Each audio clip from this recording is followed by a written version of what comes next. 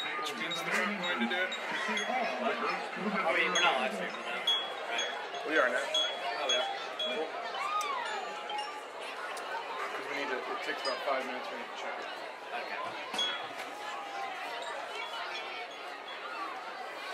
So when you guys are ready to talk, you need to flip it to anytime. Or external. Yep. You want to check on your phone?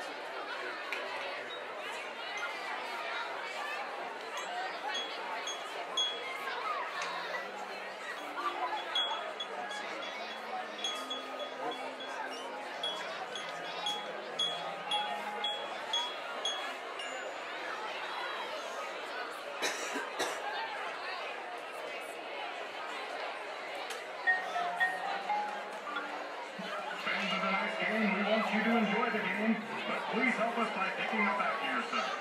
Trash cans are located throughout the stadium, and we ask that all trash is thrown away from the stands and around you. Thank you for assisting us and helping to keep South Stadium beautiful.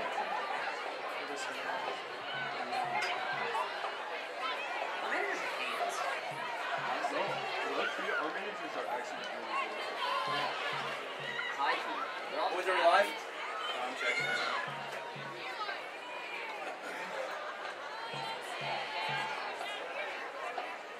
Not yet.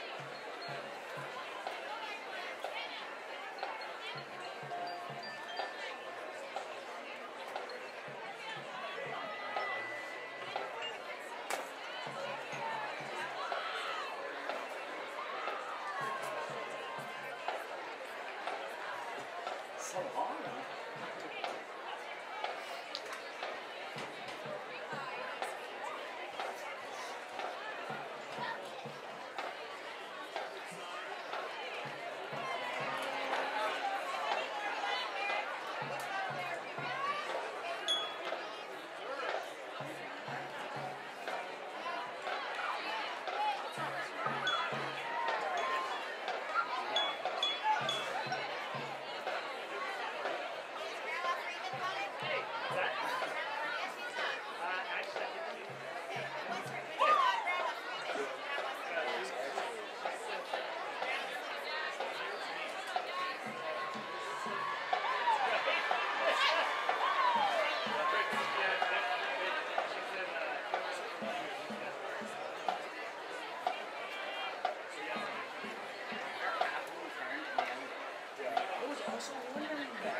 Ladies and gentlemen, please give a big welcome to the Northwest Area Elementary Band students and the Trail Ridge Band students as well.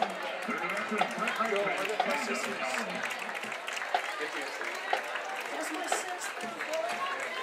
Alright, go ahead and make sure you keep down.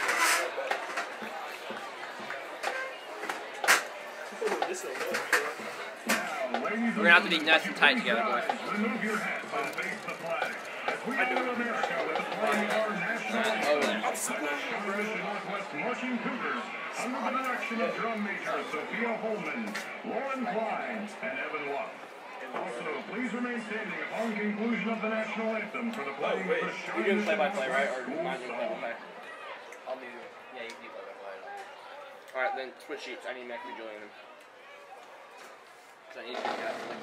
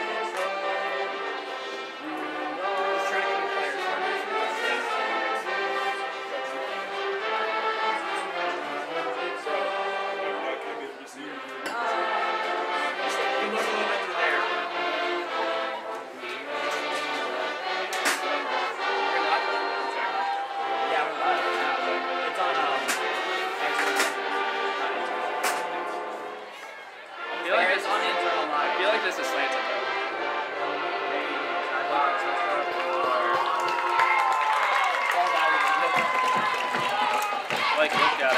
Look at it and tell me if you think it's bad.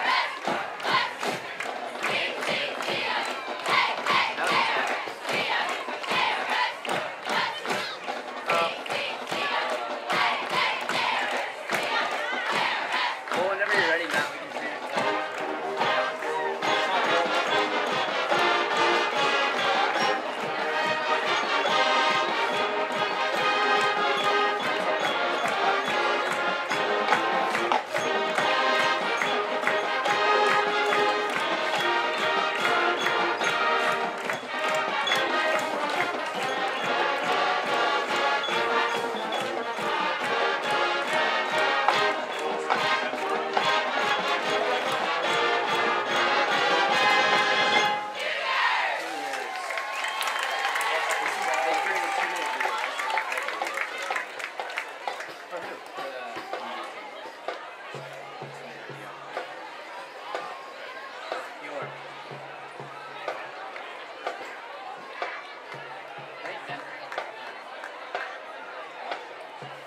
Just so I feel like that's the biggest one. Yeah, I'm pretty sure she was. Yeah. I don't mind this one. I enjoy it. I feel bad for trying to get these eyes from young guys.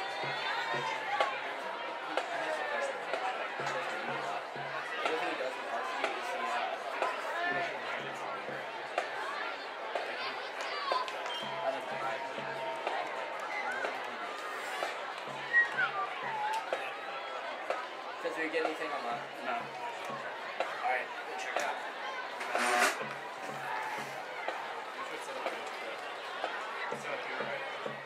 Do we authenticate it?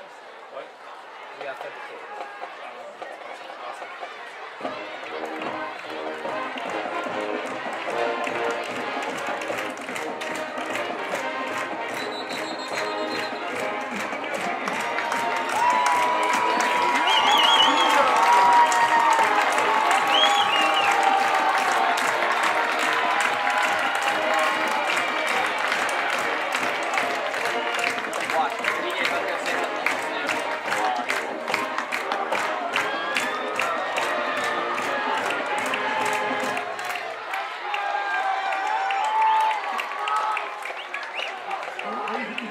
Consumers is a proud supporter of the Cougars. Visit Raising Hands for their fresh Metal Produce Shop at Shyness and Parkway. And now straight today. Why don't they just walk through the football guys? God, shoot. They're trying to get ready. And they just walk right through it.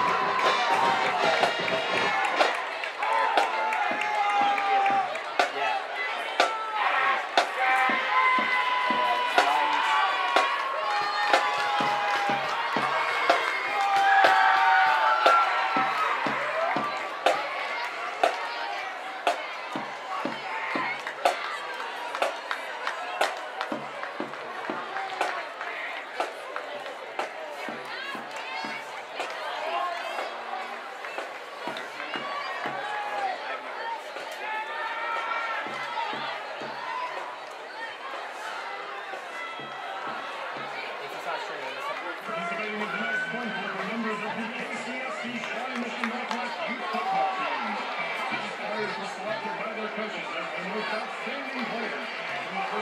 decisive decision. After this night of first-down game performance, working the pass line, as will exactly this line.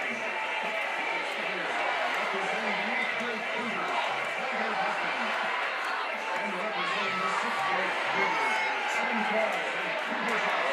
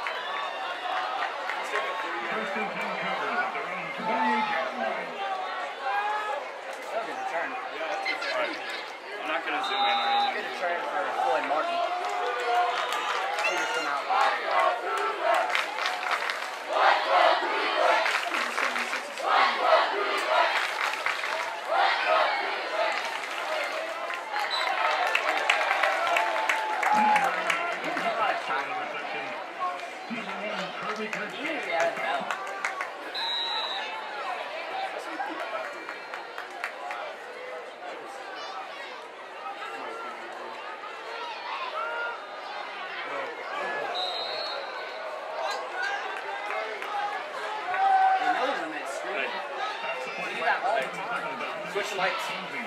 Let's get on. Hey, tweet out the link. I don't have the Twitter account. Oh, yeah. What's he switching? Tell me what's on. Oh, shoot.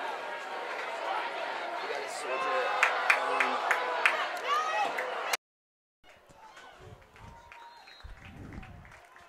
Should be on. Welcome back, ladies and gentlemen, to Cougar football. After the past couple weeks of having technical difficulties, I don't think press boxes invest in Wi-Fi very much. We are back doing what we love. Yep. That is broadcasting. Cougars have a quick 3-and-out on their first possession. Not the way you want to start it off, but they'll see if they can play the field position game. In the booth tonight is Matthew Owens. And I'm Dawson Mesh.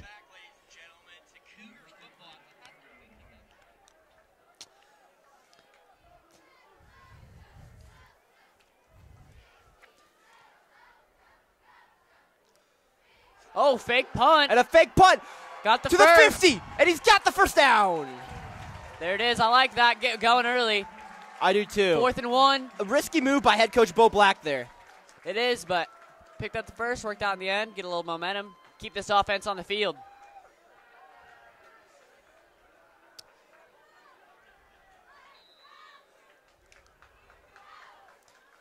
First down and 10 from the for the Cougars at the 47-yard line.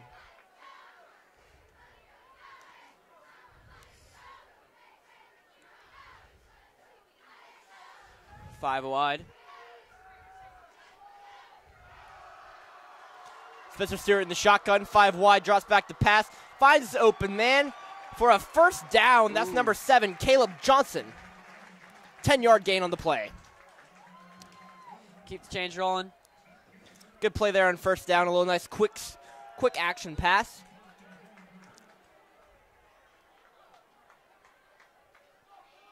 Brings up first down again for the Cougars, and this is their weird package. You don't see a lot of people line up 5 wideouts on one side. Very odd package. Oh, he takes a shot down the field, has Lindemann open, who makes the catch to the 5 and gets laid out. Oh, man.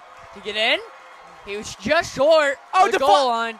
Lindemann wants the touchdown, so does coach on the field yelling. Devontae Adams last night, he just got lit up. Yeah.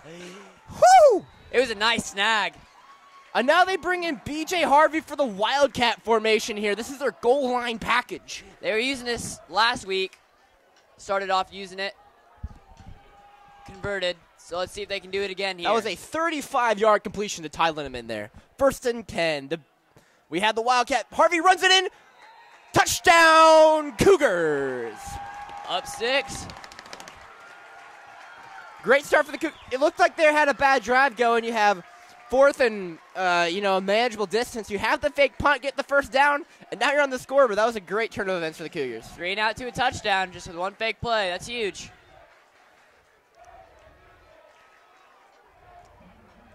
On to kick is number 22, Megan Nugent. Yes, that's correct, Megan Nugent, the former manager of the Cougars. Last week, she was giving me water on the field. Now she's kicking extra points. She does play soccer, so they asked her to do it because she's got a good leg. She does have a good leg. She kicks it high above the bar sometimes in soccer, which, unlike football, is not the goal. You do not want to try to kick it above the bar in soccer. Yeah, you're right. Fast fact of the day.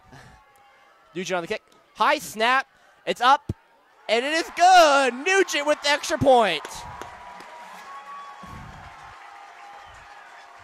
And the Cougars up 7-0 really have taken this game by the neck so far in this first couple minutes. It's been exciting in here.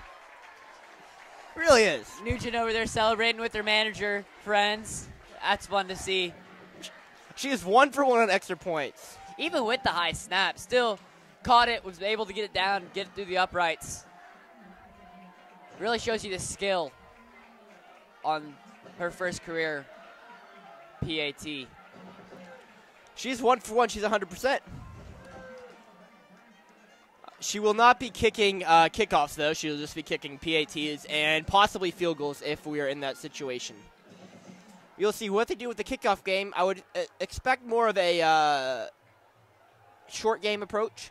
Maybe some squibs or some onside kicks. Yeah, you just put one right in the middle of that very spread between the 20 and the 50. They don't have any guys in the middle.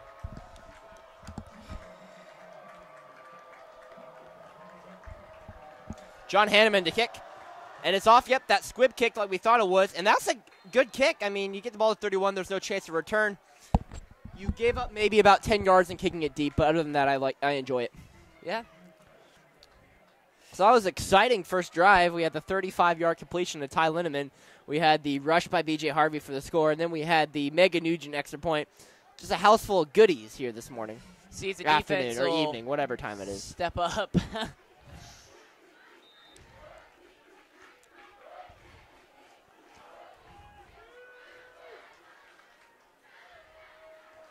First and 10 for the Vikings. They run more of a triple option run type of offense. The pitch out to the running back as he is trapped in the backfield and not going to get back to the line of scrimmage. Wrapped up by a pack of Cougars. It looks like Spencer got in there. Let's see. Austin White got in there. Kirby Grisby on the run. Kirby Grisby had 235 yards last week in their 35-28 loss against Lawrence. He is 5th in the Sunflower League in rushing yards. If you want to get some more information about this game, make sure you check out Game Day, our weekly show on the KUGR YouTube channel. Make sure to check it out, subscribe. It's fun watching. It's a good watch. It's a good watch. It's quick, 9 minutes. 9 minutes of your time, and you'll really get informed afterwards. Grisby again runs it up the middle, and will gain the yards he lost in the first possession, but the Cougars don't mind doing that. What I talked about in the preview is they don't really have a passing game. Their quarterback is number 10, C.J. Callahan. He throws for about 70 yards a game, all right? He is not a threat to have anyone beat him long. So if you stop Grisby right here, you force him into a 3rd and looks like 9. Are they going to give it? They gave him 3rd and 10 on the scoreboard, but it looks like they got 1 yard. I would say 3rd and 9 here. You force him in these long downs, you're not going to be able to run for 9 yards. Very true, very true. Coach Black's key to the game was stopping the run. Drops back to pass and broken up. Oh, and a late flag's thrown in. Ooh. I don't know about that one. I think that's just good defense. Number 13, Floyd Martin on the coverage. The referee's going to claim that he grabbed his shoulder and turned him. Yep, that's what they're going to claim. I am not entirely sure about that call. I would have to watch the replay and see that, but I think that's a 50-50 ball in my opinion. Yeah, got there just a tad bit early, but, I mean, it's just good defense. If we want to call pass interference, we can on every play. You could. Very true. You could call pass interference on every play. One wide out to the left. That's number 2, Wyatt Christensen, the senior. Wide out, this 5'10", 180. They're going to pitch it to the right, and I don't know where this play's going, but it's going negative yards. Busted play. Looked like didn't really know where he was going with the pitch and kind of stood around with it. Kirby Grisby on the play. Looks like a loss of about 5 or 6 yards. There's a flag on the play. Well, most likely a hold, I would say. A bunch of Cougars there to stop him. Number 65, Austin White, makes another appearance. Number 75, Dylan Bruner. Really just the whole D-line hogs getting on there, getting that bacon. Yep. They like those tackle for losses, too. Try to send them deep after that costly penalty to extend their drive. Looks like a holding. Holding. West is moving backwards, so. Be second down, and we'll see where they threw the flag, but looks farther than 20. That's a far way to go. Indeed it is. 22 yards to go. First and 10. Only once. I mean, BJ Harvey's playing 10 yards back as a safety. Not very deep. They're going to do a weird wheel out. They do hit the fullback, number 23, Wyatt Mason, out of the backfield for a nice gain on first down. Bring him up to the 50-yard, a 13-yard carry. That's a good play. You know, you bring him inside. You basically gain the penalty yards back on that play. Yeah. And that's how they're going to disguise it with their passing. They're going to make it look like runs because their passing game is very strong. You're not going to see a lot of drop-back shotgun passes in this type of offense. More play action. No, it's not interesting to watch. The Cougar offense is interesting to watch. Air raid, nothing like air raid offense. I love it. Love it. And this motion offense, it looks like the ball was fumbled. Flags are thrown. False start, I'm guessing, will be called. False start. Offense. Be a 5-yard penalty. So that is 17 yards on penalty on just this one set of downs for the Vikings. Sloppy set here. Just 3 penalties early. Hopefully they'll clean it up and won't have a super long game with all these penalties. There's 2 things that win games. If your teams are evenly matched like these 2 are tonight, special teams and penalties are 2 very much game changers. Very true. Turnovers, too. Yes, drops back to pass, has a man and doesn't even hit him. Intended target was number 13, Branson Billinger. Coverage on the play was by number 6, Tristan Aycock. With coverage from the top by none other than Charles Brockman. We have 3rd down and 13 to go. Now you got to be looking for a pass here. You know, just don't let him get past the sticks. Maybe send a blitz. Long time to get there. I would drop. Looks like they're going to, up close package. So I would drop 2 safeties. Yep, right in the middle. They're playing field possession. Mm-hmm. They'll gain, looks like 4 yards on the play. 5 yards, excuse me. Bring it 4th down, and on the run was number 23, Mason Wyatt, the fullback. Looks like they're going to bring on the punt formation. A good stop by the Cougar defense. Yeah, very good. Right at the 50-yard line, BJ Harvey back to receive. Floyd Martin about broke one free last on the kickoff to start the game. Just a little And we short. have flags. False start, looks like. Push him back another 5 yards. BJ Harvey, what can that man not do? He's a free safety. He is the backup quarterback. He is also the punt returner. And he's going to play a little wide receiver tonight, too. Yes. He can play it. He's usually a slot wideout. He played a lot of slot second year, his sophomore year, with Garrett Prince. That was a good combination. And then last year he switched more to just being a free safety person. A good punt, though. Get that ball inside of the 20. I don't know what Caleb Johnson was trying to do there. I'm very confused. I think somebody pushed him into the ball. That's why you just got to get away from it. You never want. If there's no chance to return, you get as far away from that ball as possible. Exactly. You never know. It could bounce and hit you, and that ball's life. Exactly. Somebody can push you into it and just get away from it. I'm sure the coaches will have a little chat with him on that one. Oh, I would say so, too.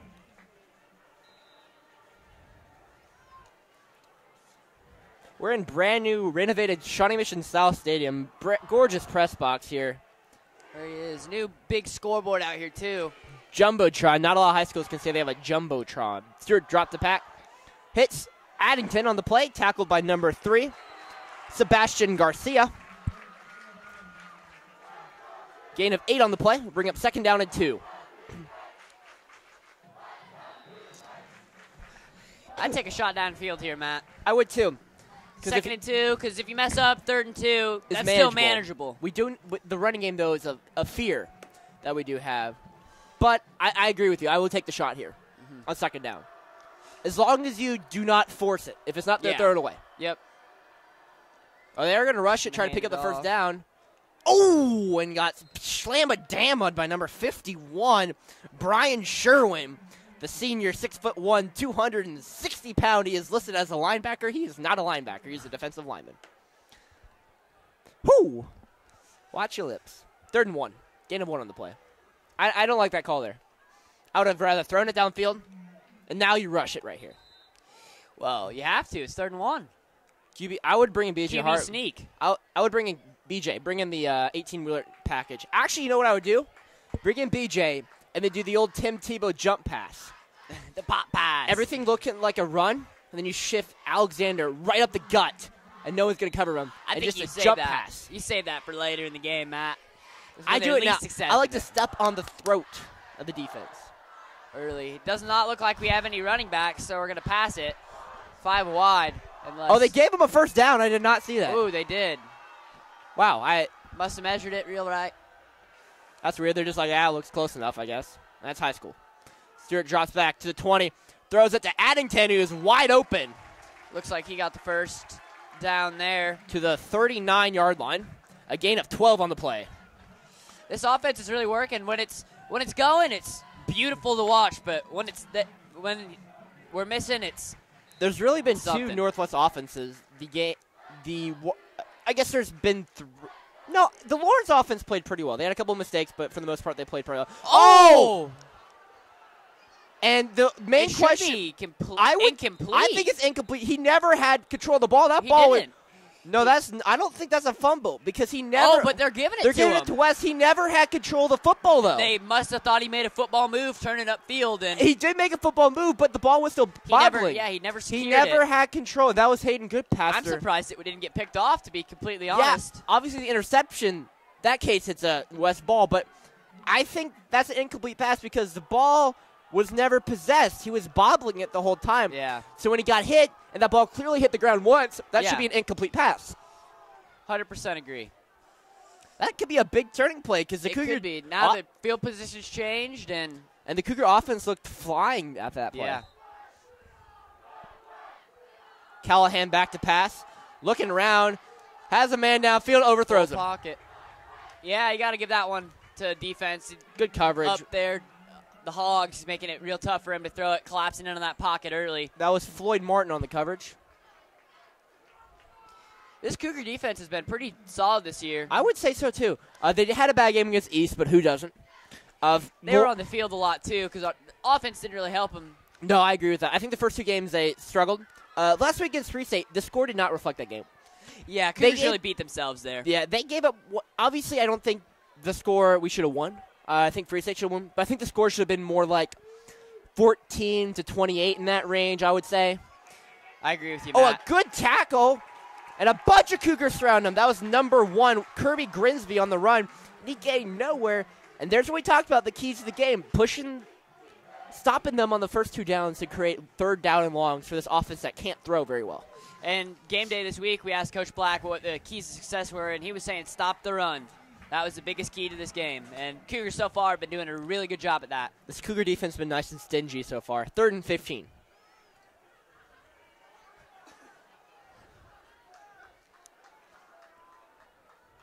Beautiful evening here in South Overland Park. Callahan on the run. They're going to hand off to Grinsby, who tackled by the D-line Hogs and gains about a yard. Another good stop by the Cougars defense. That could have been bad. They started possession there at the 36-yard line. And they end up losing yards. They lose 4 yards on that drive. They did. That was really good Cougar Yeah. defense. Most Very likely good they'll bring the defense. punt on. You know, that's, again, big plays. 2 evenly matched teams like this. Turnovers, and if you get turnovers, can you convert? and get points on the board with those turnovers. Doesn't look like the Cougars have anybody back to return this. No, I don't see anyone. Punt, I guess so- they're protecting from the fake. So we'll see. No, B.J. Harvey's going to slip back. They did the sort of the fake punt protection sort of type of thing. And that Works go out for in the him. end zone. Yep, it'll be touchback. Works out well for them. I sort of didn't mind that play. You know, you had B.J. back to run back if the punt was a pooch and he could return it. But he was also up there if, in order to a fake, he would have an extra man to defend. I'd like that play. Yeah.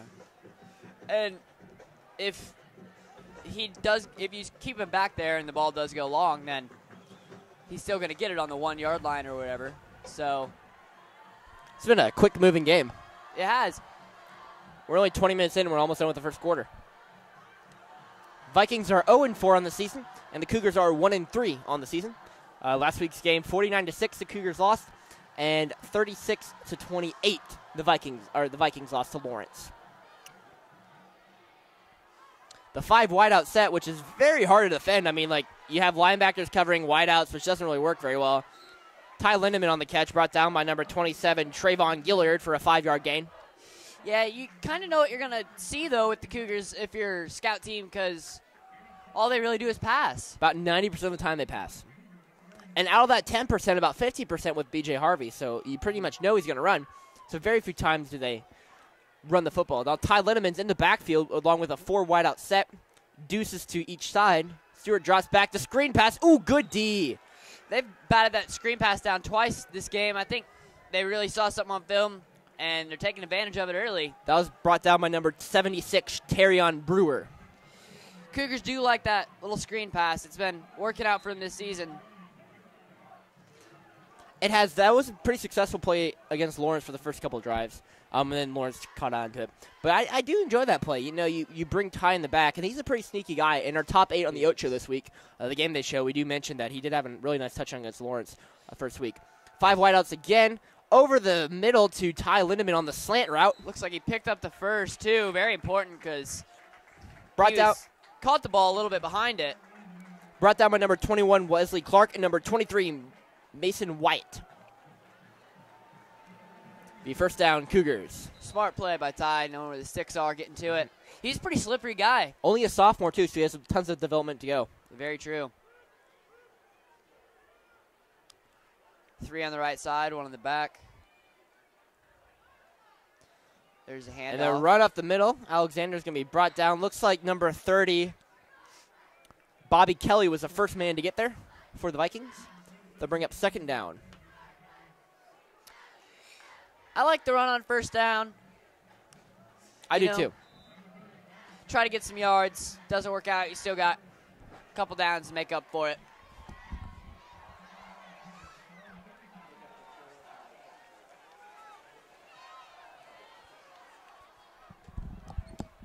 Stewart dropped back to pass. Man wide up. Oh! If he hauls that in, he has... That was Trishan Aycock. He had some prairie to plow in front of him. At least another 6 to 8 yards right there. That's a first down. Brings up a third down and long here. Those are the ones you have to have. Just watch the ball all the way in. I think he got too excited looking upfield, seeing all that open space, just trying to run before he caught it. 5 out to the right side.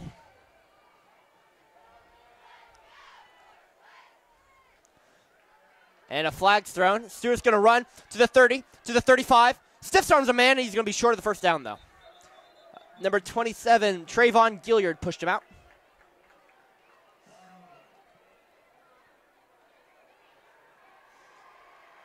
See what the flag is here. Did not look like Stewart got the first down, even though he ran for it. No, he was very short. I would say probably most likely a whole... False start offense. A false start?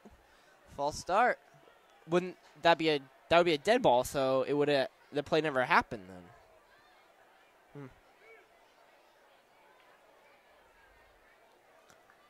Okay, so it's a false start. They're going to replay third down, which is not a bad thing for the Cougars. You get another chance, 3rd and 14. I mean, for this type of offensive scheme, well, that's a lot of yards. They have the weapons to do it. Very true. Got big number 80, Hayden Goodpasture on the outside. You could throw 2 here. Honestly, throw a jump ball to him. They only rush 3. Stewart steps up in the pocket, Finds a man. Good Caught by pass. Addington. It'll be just short of the line, I believe. I say you go for it. Yeah, I Or, like excuse to me, keep this Caleb offense Addington on on the the catch, field. not Caleb Johnson. Like this offense on the field. They went for it. Did the fake earlier, so that's already out of your options. Can't do 2 fakes in a row. No, not in a row. Maybe later in this game, but definitely not now. Or maybe they'll least expect it. You never know. Game of cat and mouse. And no back setup. Maybe a screen pass. You have 4 to the right, or excuse me, 4 to the left, 1 to the right. Spencer Design Stewart QB doing run? a Design? check with me, and I think they'll let the play run out. Play clock's at 10, yep. And we will go to the second quarter with your score, Cougars 7, Vikings 0. You're listening to the official broadcast of Northwest Sports. Now I like the play clock running out there because you get a chance to go talk to your players about what you're going to do on this big 4th and 1. Also gives a chance for the defense to talk about it too. This is usually on a 4th and 1, the defense can always run. But with the Cougar offense, you really have a couple options. I wouldn't say you throw it deep. We could just do a quick screen pass. Or do like the shuffle screen that Stewart does to Lindemann a lot. Or you could bring Harvey in and rush up the gut. Or you could bring Alexander and rush it. So you have a lot of different options here for your Coach Black to go to. Very true. I would keep it simple and just put Stewart under the gun. Just try to push for that first down. It's 1 yard. You can't get 1 yard. I would put Stewart and Harvey in the backfield. And then look like Stewart's hiking. You hike it to Harvey. Direct And then snap you to Harvey. direct snap Yeah. to Harvey, but we're looking like Stewart Stewart is the just one. pushes forward and tries to get that little bit of edge for So Harvey to. what I'm thinking is you have it back like a normal back Yep. set in this shotgun. The direct snap will go to Harvey, though, while the defense is thinking maybe it was a pass. That's one play you could look at. Looks like they are going to go 5 wide, though. 5 wide, 1 to the right, quadruplets to the left. You don't usually say that in a broadcast. You have 4 wideouts lined up on one side. And this watch. Oh, he's going to run up the gut. Design QB run. It's to the 50-yard line. I like the design QB run from the shotgun. You know, Stewart's got some legs. He can run real nice. I liked it, too, because it was a fake screen pass, too. That looked like up top. Yeah. You might do that. That caught the defense up guard. You moved the linebackers and the defensive backs to the right side. You ran it right up the gut. Beautiful play. Good play call.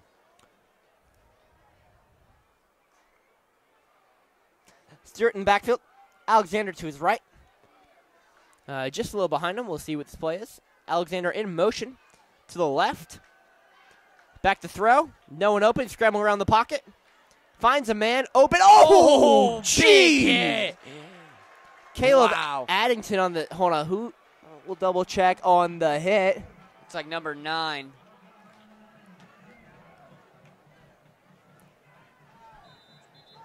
BJ on the catch.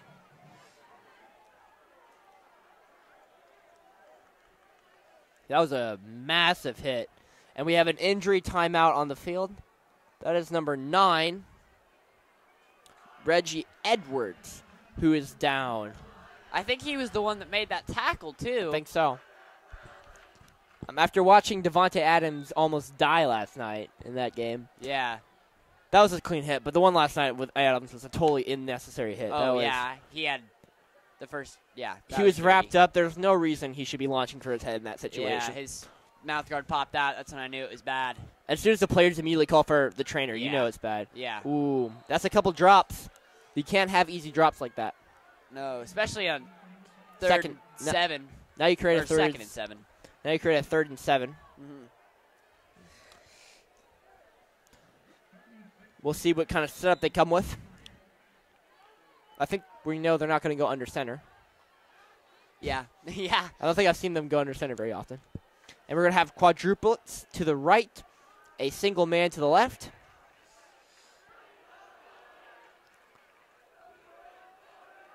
Stewart drop backs the pass. Goes downfield, has a man, and just overthrows him. Intended for number 80, Hayden Goodpaster. On the coverage was number 31,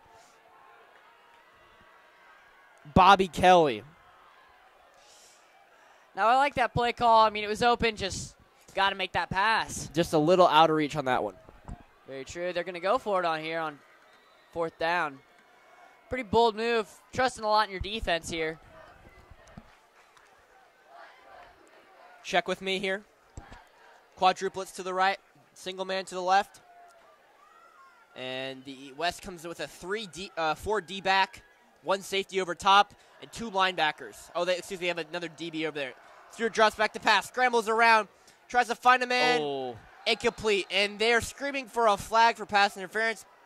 I think you got to give them a flag here. If you call a pass interference on the one early in the game, you got to call it there. Yeah, that was at 4th down. I don't think you throw the flag there. It was too close to call. Really good defense. If you didn't throw the flag earlier in the game, you don't throw the flag there. But since you threw the flag early in the game, you throw it there, in my opinion. I think that's how – when you throw a flag early in the game, you sort of dictate how the game's going to be called. Yeah. And I think that one deserved a flag there. 4th down, though, but good coverage.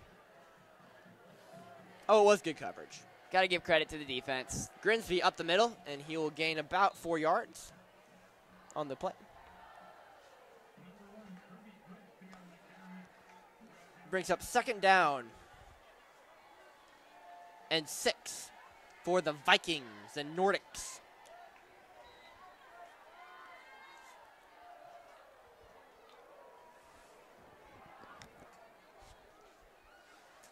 Second down. Callahan under center. The hike, the fake, the roll out to the right. Oh! Almost sacked the just boys missed one. him. An Big interception! Interception by the Cougars. Oh, to he's the gonna 30, to the 25, to the 20, brought down at the 15-yard line. Woo! Reed Steinmack with the pick. How about that? After the big coverage there, just missed the sack, kind of panicked. Reed, right place, right time. Very nice play. Good defense by the Cougars. And that's why you can go for it on 4th The interception and was 7. made by actually number 50, John Hanneman. John Hanneman, my bad. John Hammond's been a hog this year. I'm not going to lie. I think he's the MVP. He has a touchdown reception this year. He's played great on the defense. And a huge interception there for the Cougars in great field position at the Viking 18-yard line. And I wonder what we do on 1st down. Maybe a pass. I'm not entirely sure, though. But as I was saying, that's why you can trust your defense, because they can get What is this? picks like that. Stewart is under center. Oh, we got the old trick play. He's doing it. He's to the 15. He's to the 10. He's to the 5. Touchdown, Cougars. The old trick fumble Rooski, I think. I'm not entirely sure. Number 21, Charles Brockman on the touchdown. Crafty play call. You knew something was up when Stewart went under center. That was your first clue. You never see that. If you see Stewart get under center, that's your first clue to call a timeout if you're the opposing team. Because what a play. Puts the Cougars up 13-0. The snap, the hold. And it is good right down the pipes.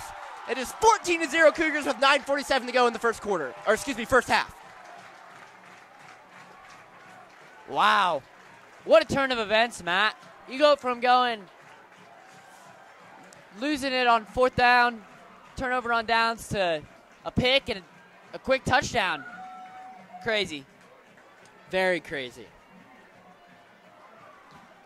We'll see how the Vikings can respond here. That's the biggest key. If they can't respond, then this game could be over quickly. Over before it even started. And I'm not going to lie, I don't know how many times I've said that about Cougar football since I've been in high school. This game's over at halftime, and for us, it's not over. It's for the other team. Very cagey. Still 2-score game, though. No, anything can happen, but the momentum, the Cougars have done a great job. Very true. Vikings haven't really stirred up much on offense tonight either. To be honest, the first 4 games were really tough. Grandview wasn't a great team, so I'll say that. But 3 of the first 4 games were top 10 teams in the state. The number 1 and 2 teams we played, and the number 6 team we played. So we had a lot of competition in the first 4 weeks. Very true. That's why Cougars trying to win out the rest of the season. And we have a flag or whistle. I don't see a flag, but I heard a whistle. Good thing, because it went out of bounds, too. That's I'll be at the 30. would have been at the 40 if 40, yeah, correct. would have counted, but it did not. On the kick is number 9. 50. 50, John Hanneman. What can that man not do?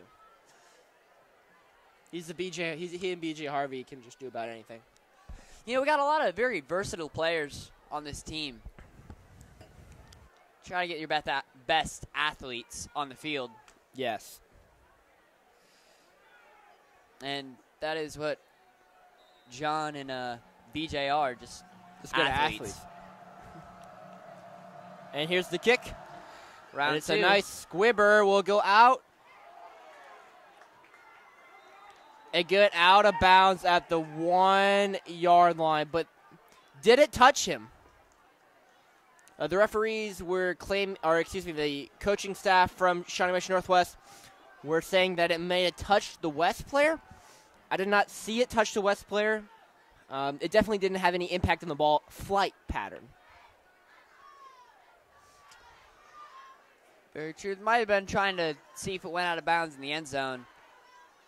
But those are two very valid claims, but it looks like they're going to re-kick it. So here's the options you have when it goes out of bounds. You can either take it at the 35, or B, push him back 5 yards and have him re-kick it.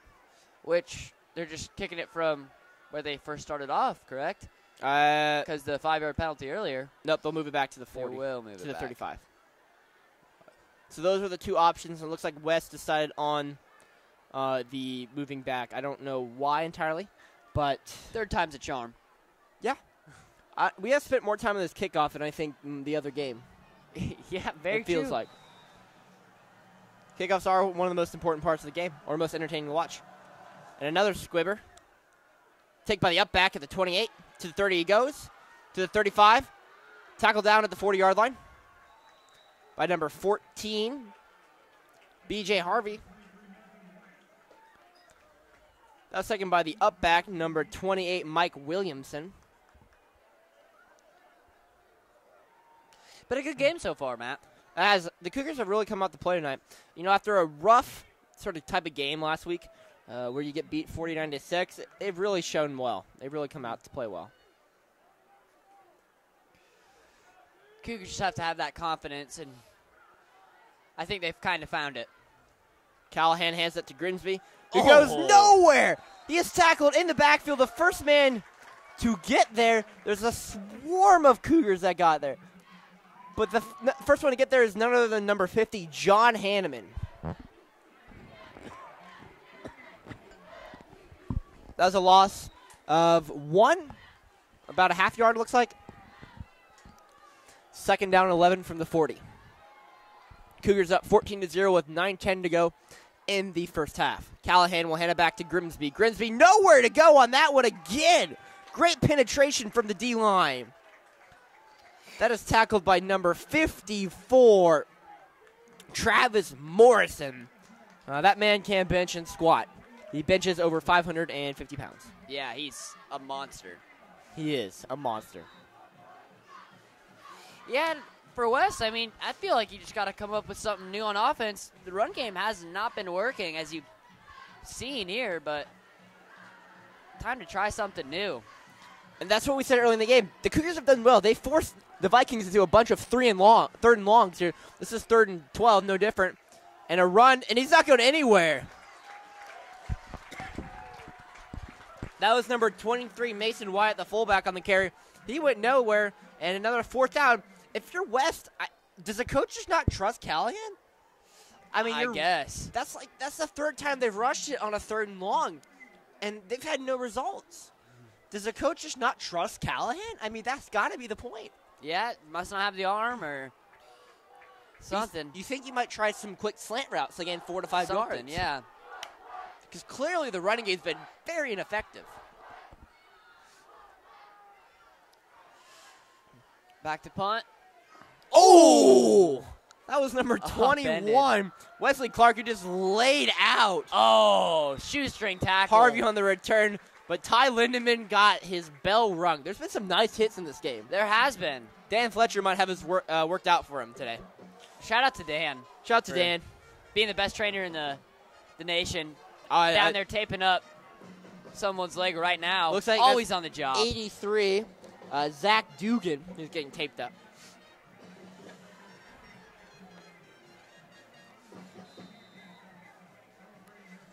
Cougars back on offense, 5 wide. Trips to the left. 2 to the right. I like saying trips the best. That's the most like common form you can see in the wideout package. Throw a lot. Good bat down. That is just meat slap by number 51, Brian Sherwin. He's made some plays tonight. He has. Had a couple batted balls.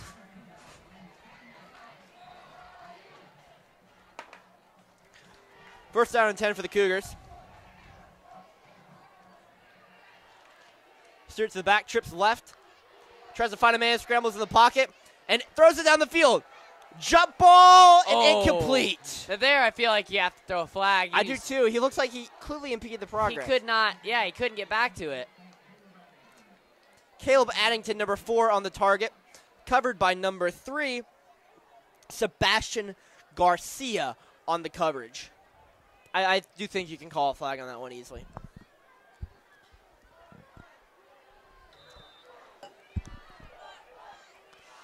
Stewart in the shotgun. Lindemann goes out of the backfield to do through that wheel route. Stewart down the middle, and that is way overthrown. Intended target number 80. Hayden, good passer on the coverage again is number 3, Sebastian Garcia. Now, passes like that are dangerous because that's where you see picks and... That's where you see the bells rung, too, those over-the-middle routes. When you catch it, you do not know if a lineman's right there about to clean your clock. Yep. The West Vikings did need that stop, though. They create a 4th down. Back to return is number 21, Wesley Clark. Field position will be big for West here if they, depending on how far this punt goes.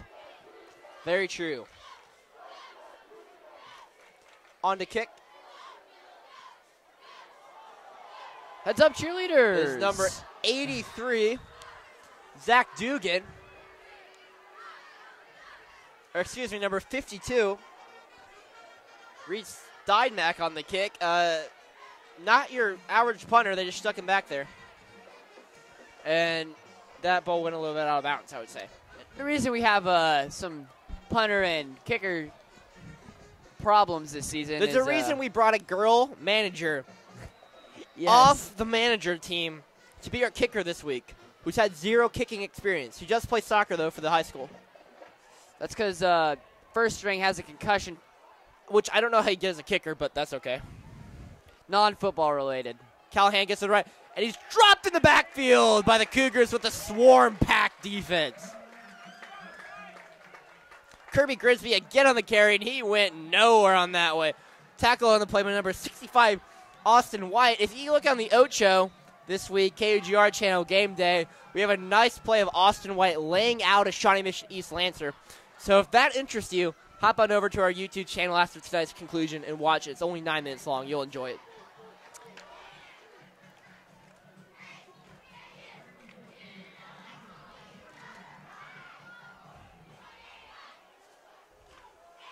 Second down and 15 to go. Callahan under center. Ooh, we had 2 guys flinch, and we're going to have an encroachment. Gotta watch the ball.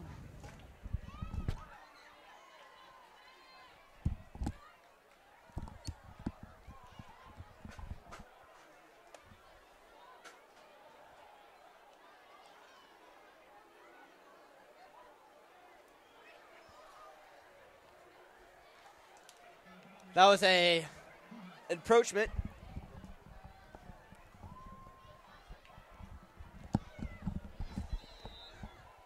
Second down and 9, so the Cougars get back basically all the yards they took away on first down. Yep. Callahan will hand it back off to number 9, who has an opening to the 20 and tackled at the 15-yard line, brought down by Charles Brockman. Number 9, Reggie Edwards up the middle for the 28-yard gain. Yeah, he's quick. That was big open hole in the middle, you know. I guess that's why they've been sticking with the run for big plays like that. That's something West really needed. They needed a big play. Again, it's only Cougars only up 2 touchdowns, so touchdown here can really put them back in the game. Really big for West. Goes back to the run. And Grisby goes right up the gut for a touchdown. Vikings. Mascot's loving it down there, Matt. The Nordic Nasty down there. Am I allowed to say that? I believe you are. Okay. I think so too. Name of their student section. On to kick is number 90, Ray Chavez will be on the kick. They have a sort of a, looks like a block or a punting block thing that they did there. That was an awful description. Extra point is good. Looks like they had sort of a a punt formation with the two fullbacks in the back. Yeah. That's what I was trying to say. Words are hard sometimes. I agree. Now, Cougar offense, you know, big possession, try to maintain this lead, not let West get the ball back. So we did see almost Floyd take one to the house earlier. And that drive was really 2 plays. Yeah. It was a big run by Reggie Edwards, and then a big run by Grisby there. And Well- they were right at the gut, too. Like, the offensive lineman had to create a nice space up the middle for them to go. Yeah, penalties, you know, they had a second and, 15? And then they had the penalties offside, and then yep. offsides, you know, penalties will kill you. Penalties are like taxes. They'll someday kill you. Yep. All right. On to return is Floyd Martin and Ty Lindemann. I really enjoy watching Ty. He has some nice moves. He does. Nice. I like her two tournament. Floyd's got some speed. Ty's really crafty and shifty, elusive. Yes, he is. He's So- very crafty. See how this return goes.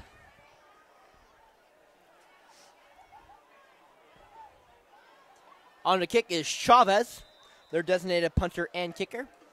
This is his first kick of the evening. Second, opening kickoff. No, they got the ball first. Oh, did we get the ball first? Yes, we did got get the the ball ball first. first. Never mind. That was a long time ago. Ty Lindemann, the old reverse. They got the reverse. Martin to the 30, to the 35, and knocked down at the 36-yard line. What would have been nice is to see him fake it and keep it, because I feel like he had more room on the other side to run with it, but he did have some nice open grass on the right-hand side, or I guess open AstroTurf as we would call it. yes. Still good return. Yep. Got the ball to the 35. With 6:08 to go in the half, Cougars up 14-7. Great night for some high school football, Matt. It really is.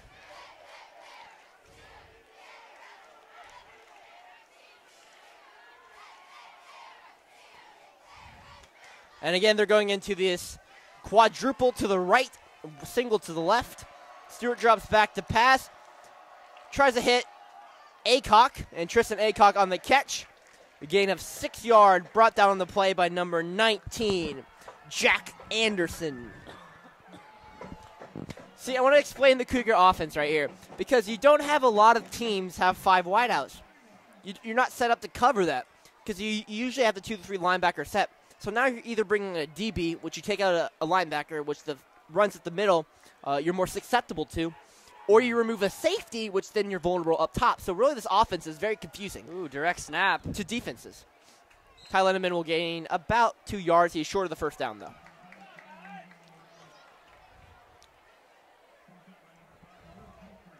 Third down. You know, And the imagine Cougars- if we had Peyton Carter on this wideout. Yeah. That would be stacked. Yeah, it would be next season. Well, Well, Hayden will be gone next season. we All do big, lose Hayden. Big holes to fill. We lose Hayden, BJ, John. Those Floyd. would be big, and Floyd too. Big holes to fill. Reed too. So they lose a lot this year.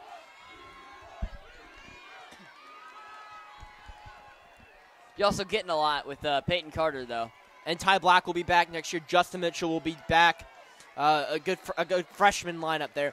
As Stewart gains the first down. That's all you need on that third down. Brought down by number 76, Terrion Brewer, the 250-pound D lineman. They do have some big D linemen. Yep. Big first down. 5:20 to go. You got to score before half here, I feel like. You score. The best scenario is you score before half and you leave like a minute on the clock. You take 4 minutes right here. Yeah. Trips left, 2 to the right. The screen pass to Lindemann.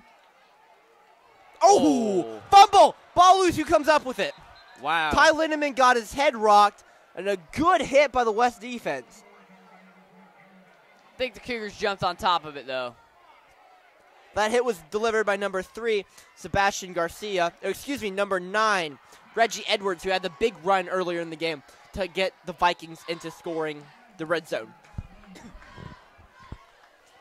And we're going with the 5 wide out to the right package because why not? Why not? Why not? Stewart drops back to pass. Looks around. Downfield. Takes a shot downfield. Overthrown. Ooh. Over the head of Acock. Defended by number 5, Will Humphreys. He is not happy he did not get that pick, too. He's pounding his fist on the ground. Really feels like he should have had that one. Tristan Acock is 5'9". That ball wouldn't even be caught by a 6'6" man. Little overthrown. That's all right. 3rd and 10 to go.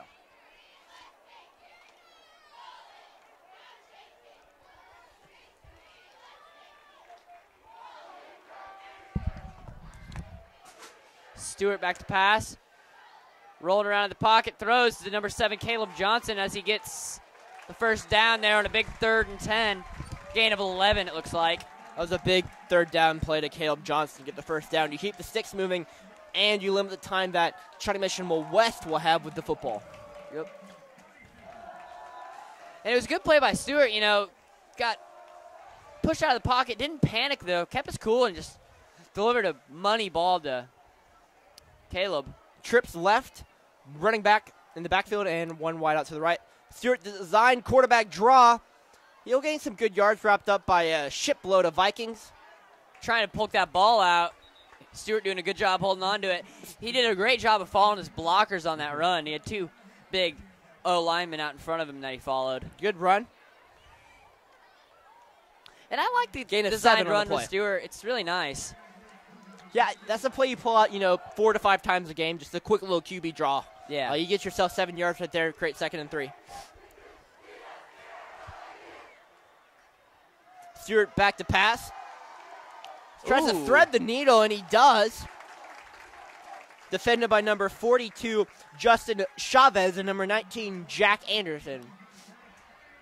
Caleb Addington on the catch. That gives the Cougars a first down here with 3:23 to go in the first half. Really a good drive right now, taking some time off the clock, not allowing the West offense to have a shot. Yep, really nice, really nice.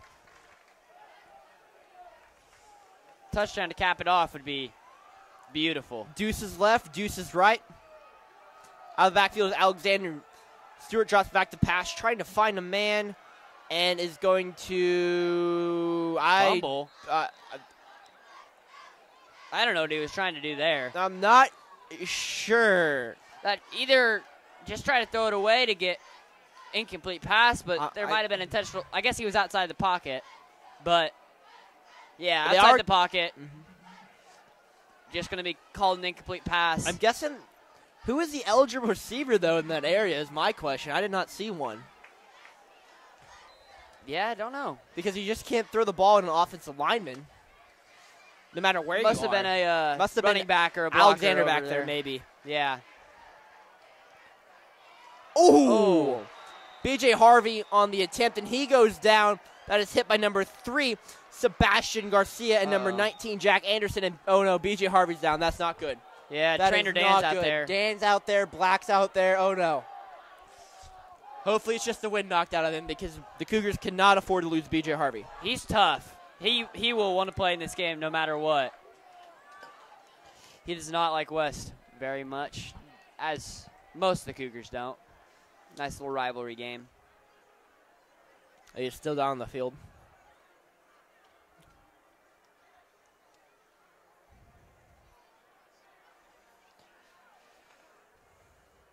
Players taking a knee.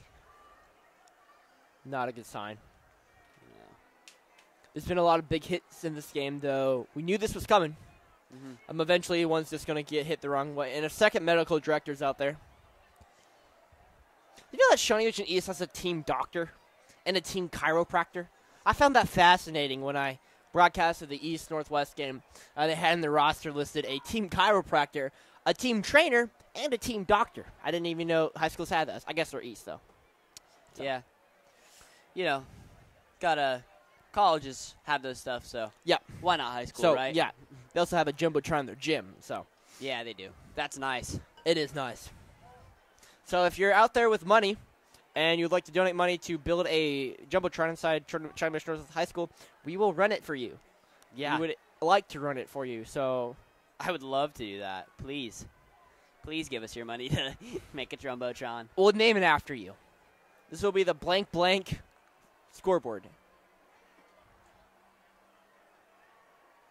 And he's still down on the field. Very somber mood. I can just hear the band tuning up in the background. Yeah. Getting ready to have a good performance by our famous Marching Cougar Pride. Their show's been real nice this season. I get to take a break during it, so I'm happy. That's our break time. And this is not a good sign. He is down. If we lose him, then that... Well, there goes our backup quarterback. So Stewart's little brother, the ball boy. Put him in. Put Luke. Yeah. I'm really thinking, I mean, I guess John would... He has number 90, so he can't be a quarterback. Justin Mitchell, I think, would be the emergency quarterback. He's been playing some freshman team quarterback, but he's also been playing varsity wideout. I mean, Bo Black, I looked over the depth chart this week, and we really only have 2 on the depth chart. We have him, and we have BJ. Good sign to see him walking off the field, though, and getting a little help, but... And there's our hardest-working manager out there, Isaac Manica, making sure the officials are hydrated. That man works his butt off every day to hydrate people. Yeah. I have to give respect to him. He hydrates everybody. Cameramen, referees, our team. We've been down there a couple times last few games, just shooting some shots for the seminar show and other video projects we've done, and he makes sure we're hydrated. I enjoy him. All right, getting back to some football. 3rd and 10 here for the Cougars. Big play here. You know, I feel like they've been going for it on 4th, so if you get half the distance here, then go take your chances on 4th. I go for it no matter what. You're at the 30. The chances that West would gain 70 yards with the run offense in 2 minutes is very rare. The shuffle pass screen, not going to work out this time. Still got some yards out of it, though. Snuffed out by number 27, Trayvon Gilliard. 27 on 27. 4th down, we'll see what they do. I would take the clock down. Take the clock down as far as you can. And then hike it. If you don't get the 4th down, you leave them with about, well, it looks like about 2 minutes left of the clock. That's not a lot of time to do something. If you get it 1st down, you're in business. Because you still have all 3 timeouts left. Stewart with a lot of time. Rolls to the right. Tries to find someone. Throws it down the field. Has a man. Did he hold on? He did hold on. What a great play. Stewart directing traffic. That was awesome. What a play down there. That was caught by number 4, Caleb Addington. That was really nice catch, too, because they had the safety coming down on top of him. And that was nice. Great job holding on there by Caleb Addington for a 26-yard gain for a Cougar 1st down. And now you got 1st and goal with 1:58 to go. You're in business. You are in business right now. Oh.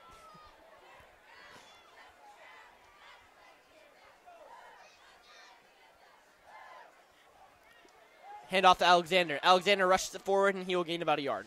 Now, here's the thing. You don't have number 14, B.J. Harvey, in for the Wildcat because he's still getting worked on by on the sideline after that big hit. He took a massive shot. I don't know when he will be back.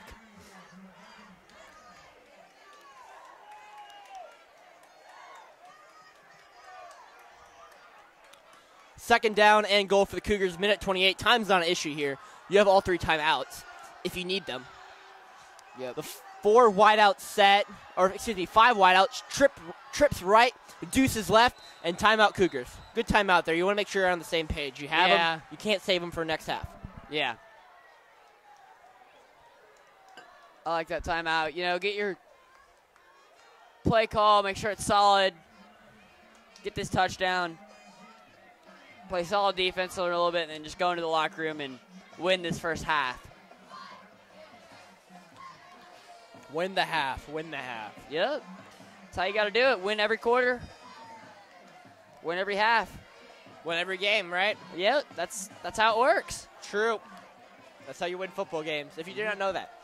But to win a football game, you have the most points at the end of the game. Yep.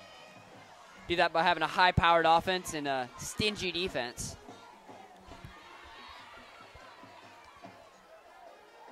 It'll be second down and goal from the 5-yard line.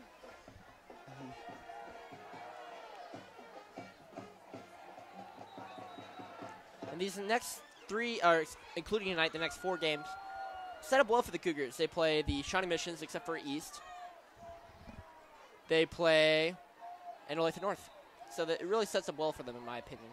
Be able to win, 3 or 4 games in the next month, going into the playoffs. 5 wideout set, trips right, deuces left. Stewart drops back to pass. He gets clobbered in the end zone. Stewart Looks like he just kind of fell over. Was pressured on that play by number 76, Terrion Brewer. And that ball sailed away, but man, that guy was down his neck. Yeah, he was. Interesting question. If you don't get it here, do you bring Nugent to kick the field goal, or do you? Yes. I would do. You make it a 2-possession game. Yeah, 2-possession game. Plus, she's been really solid with the PATs. If Harvey's in the game, I might think about doing the Wildcat. But with him out, yeah. Again, we have the trips right, deuces left package. And touchdown! But they don't need it. Cougar. They don't need Nugent because they can score touchdowns. Nice little slant there. Touchdown, Cougars. Ball is complete to number 26, Colby Cole, the senior wideout, on the touchdown. On the kick is Megan Nugent to make it 21-7. The snap, the hold, the kick is up, and it is good. 3 for 3 tonight. 21-7, and that's what I talked about. There's 1 minute and 10 seconds left. Perfect drive. You score. The minute 10 left. West doesn't have a lot to do on the next drive. They really, as long as we don't have a big special teams play, they're good. Yeah. Yeah.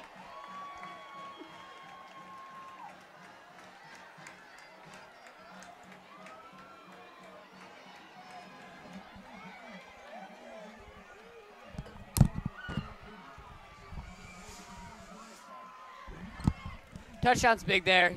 West does get the ball back at the start of the next half, but... So you want to put some separation on them. Exactly.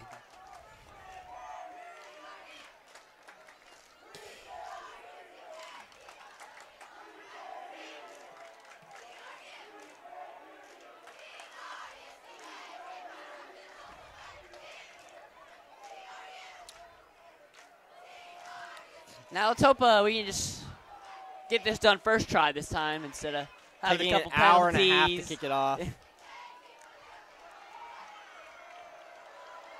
And the kick is off by John Hanneman, the squibber. A good squib kick picked up at the 10-yard line by the Vikings. But number 1, Kirby Grisby, takes it to the 25, jukes a man. He'll get to the 28-yard line before being tackled by number 27 of the Cougars, Jamie Alexander, and number 80, Hayden Goodpaster. Hayden Goodpaster with a tackle. 18-yard return. That's fun to see. Yeah, you don't usually see him on special teams too often, I would say.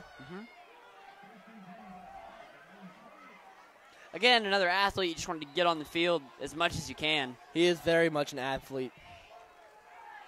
We'll see what West does. I think you would take at least one shot down the field. I mean, you're not going to most likely run the ball 73 yards in a minute 3. Nope, but they will hand it off to Grisby. They're going to try He it. makes a man miss and will be tackled at the 33-yard line. Gain of 5 on the play. They still do have all 3 timeouts, and they're going to take one here, it looks like. But if you don't get it, then if you don't get the first down, Cougars also have 2 timeouts left. They can call the timeout, which forces a punt, and you never know with a punt. Miss snap, gets blocked, goes over the punter's head, and then the Cougars have 1 to 2 shots to either kick a field goal or go for the end zone. Or if they get a turnover or pick here. you know, or a pick or a fumble, which are both turnovers. I say you go for. Here's what if I'm the West coach. This is what I do. I go for it. Go for the deep ball. If you don't get it, then I run the next play and then force the Cougars' hand. They're either going to have to call a timeout and stop the clock, or they just let the clock go out and go to halftime. Either or. So I throw right here. I take a shot and complete. Fine. Even if it's a turnover at the 30-yard line per se of the Cougars' 30-yard line, the fact that Cougars are going to go 70 yards, even with their passing offense in 30 seconds, is highly unlikely. Very true. Drops back to pass. They are going to take the shot. One-on-one coverage, trying to draw a flag. He got the pass. And he's out of bounds. He's out of bounds, too. What a catch. That was really nice, getting out of bounds. They got to hurry up if they want to get a snap off, or it's out of bounds. Are they bounds. just going to call time? Nope. It was caught by number 13, Branson Billinger, and that's what I said. I said he'd take the shot there. They should put me in as a coach. I know.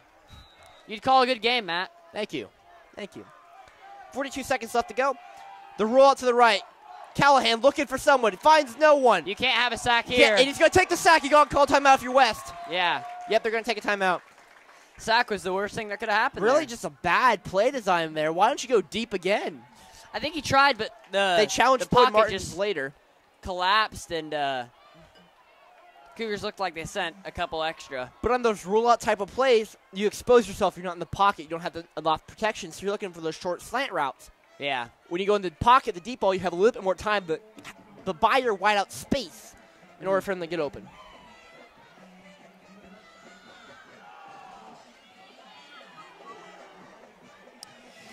Again, you know, just take your shots. Keep taking your shots downfield until you at least get close enough for a field goal. Now, I don't know the range of their kicker, Ray Chavez. Most high school kickers can probably make at least a 30-yarder. So that's getting the ball to the 20-yard line, about maybe even about the 15 to make it a 30-yard field goal. So the goal, I would say, if you're West, to get the ball between the 10 to 15, or excuse me, 15 to 20 in order to kick a field goal. They're going to run it with Grimsby up the middle, and he goes nowhere, like many times in this game. Tackled up by a swab of Cougars. Yeah, you got to call your last time. Oh, they're not going to call their last time out. Now they do. A little late. Third down, you're going to have to take another shot. I feel like you just call that timeout right away if you know you're going to run it. I'm very confused with this West play selection. Mm-hmm. I agreed with the pass on the field, obviously, to get them yards, but I have not agreed with the past two plays. If the pocket protection vertical seam routes on the sidelines worked, then why don't you go back to again and challenge Martin again? Yeah, that's what confused me. And the thing that puts them back with that run is that they do take a shot downfield and they don't get out of bounds and they don't have any timeouts. No, they're done with timeouts. You got to get the clock does stop though if you first downs. Yep. So basically, if this ball, if they catch it at the 31 and they're tackled at the 31, the half's over. If they get past the 31, they're able to get the team up and spike it at least for one more play. Mm-hmm. Only 18 seconds left, so.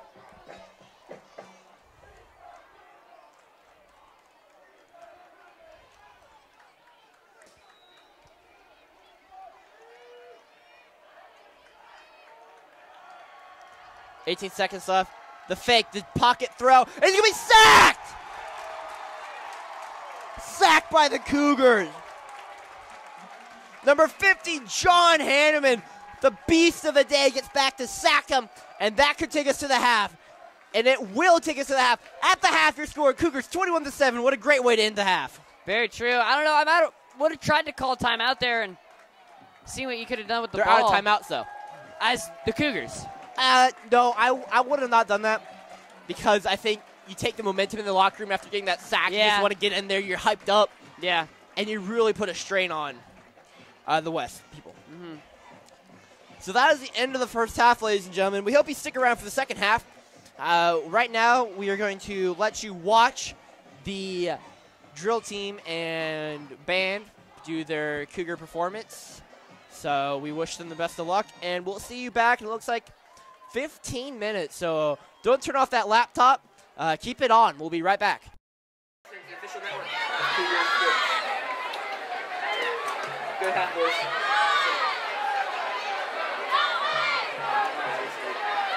We're like throw.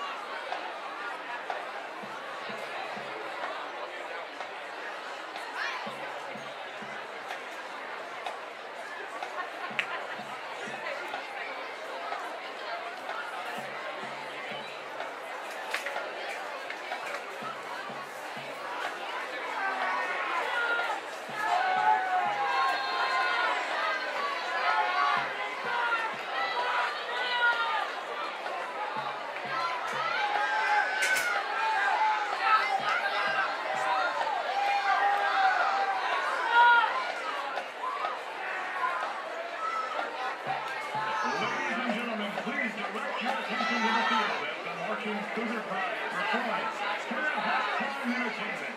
The band is under the field leadership of Sophia Holman, Lauren Klein, and Evan Watt.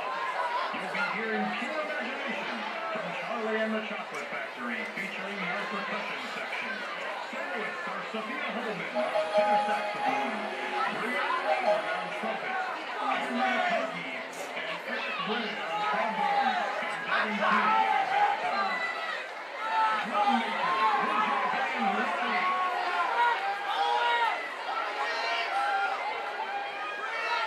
Drum makers, you may take the field.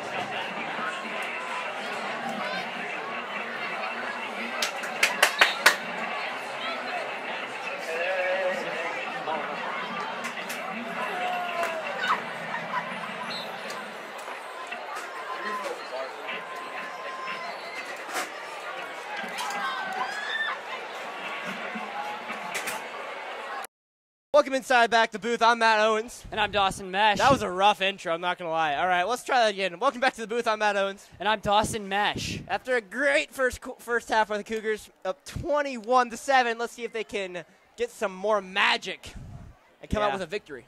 That exciting performance by the Marching Cougar Pride really got me going, Matt. Whatever you say. Fun going down there talking to drill team managers. They are the true MVPs. They're big on their squad this year. Their drill team squad. They're true MVPs. So.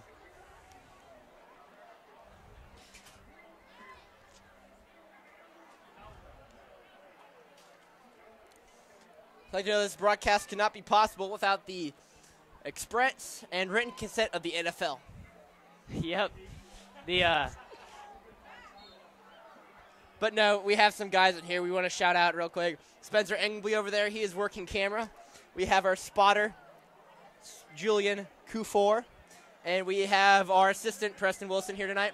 So a big shout out to those guys who don't get to be on air, but are really necessary to the broadcast tonight. Yep, very true. Also, big shout out to Billy Dent for the Big B. helping us out with the cameras and being a good teacher. He is a solid guy. Also, a great freshman football team coach.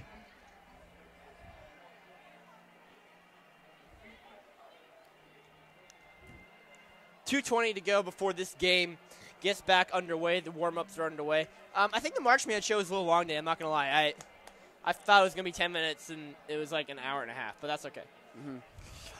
What happened during halftime is B.J. Harvey did get carted off. That's huge. Apparently with a shoulder injury, so he is not returning tonight.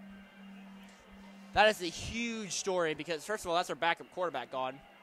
Yep. And second, huge player on defense. He's kind of the heart of the defense, I would say. He is the heart of the defense.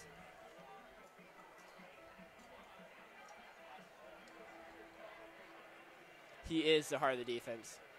So if something were to happen to him, hopefully that does not happen. I don't know who actually plays quarterback. Maybe Caleb Johnson. He's had a couple experience. He hasn't played since freshman year, but did play quarterback, I guess, freshman year. Yes, he did.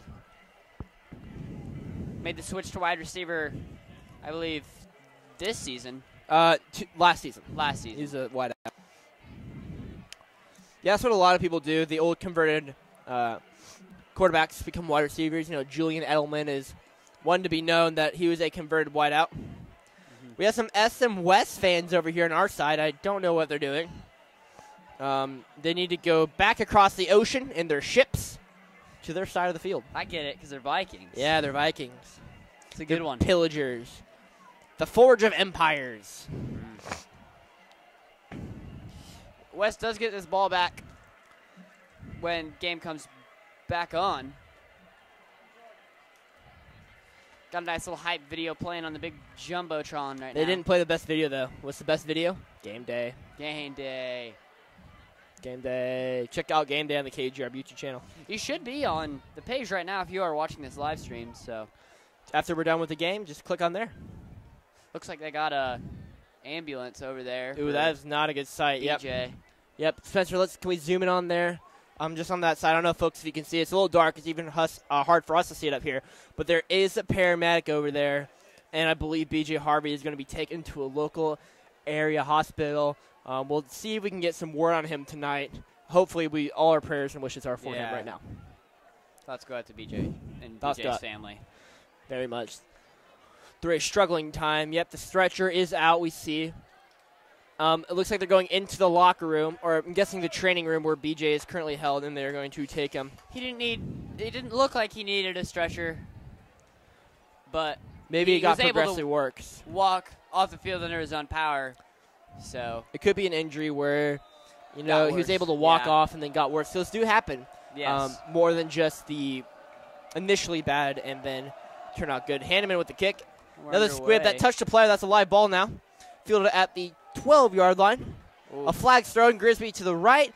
Breaks a man, and he'll be tackled at the 32-yard line. We have a flag, most likely a block him back, and this ball will be brought back even farther.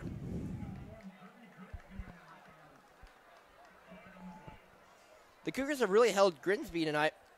who had 235 yards last week, held him to under 100 yards rushing in the first half. So that's a good sight for the Cougar offense. And C.J. Callahan, he had a nice throw, really, to Branson Bellinger late in the first half. But really, that's the only thing he's been doing well tonight and productive. Mm-hmm. Yeah, they are moving it back, so. Usually on returns like that, you're going to get either holdings or blocking the back for the two most common penalties. Mm-hmm. And Dan Fletcher has returned from the training room. He is back on the sideline here. So scary thought for BJ. We'll find out we'll let you know if we find any more information. West goes right up the gut for the first possession.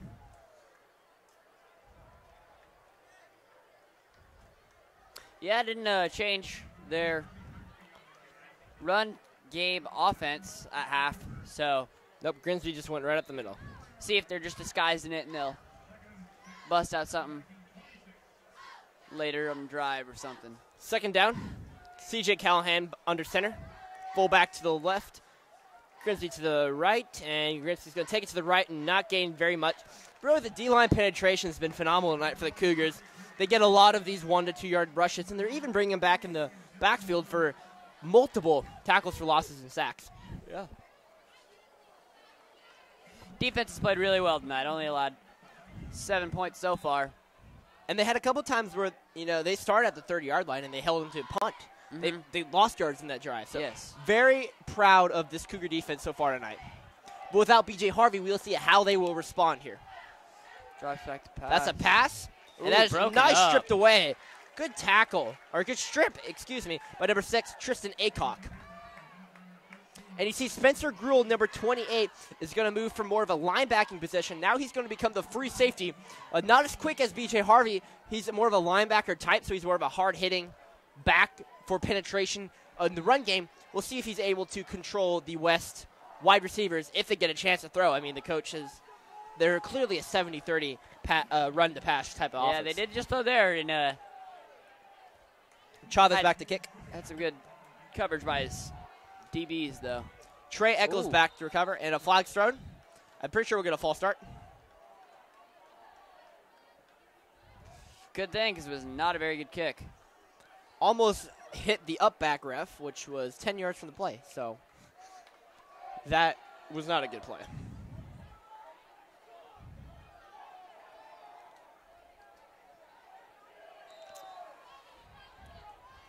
Moving it back even farther. The false start. 4th down and 9. Trey Eccles back to return, and a high snap. Chavez takes it. A decent punt. That ball will bounce at the 46-yard line, and Trey Eccles will decide not to touch it. A probably good decision. There's nothing he could have done with that ball. But it takes a friendly Viking roll down to the Cougar 28-yard line.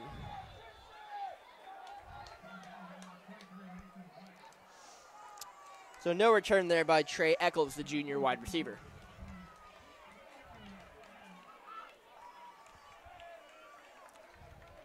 First down and 10 Cougars, their first possession of the second half. We can see what they can do.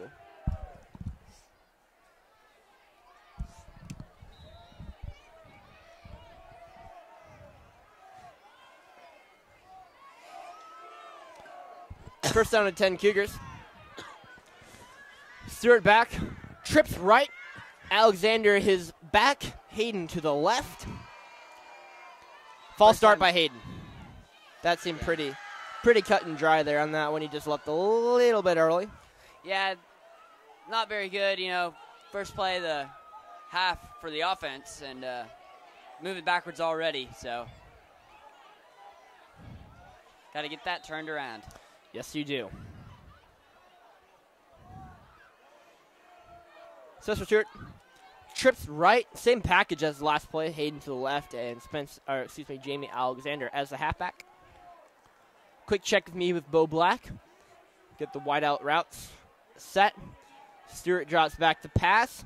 Looks around, finds no one. Chased down by 61. Chucks it downfield and nearly an interception. Stewart's just got to throw that ball away. Number 61, Carson Lilla. was on the pursuit of Stewart on that one, forced him out of the pocket and made him throw that ball away.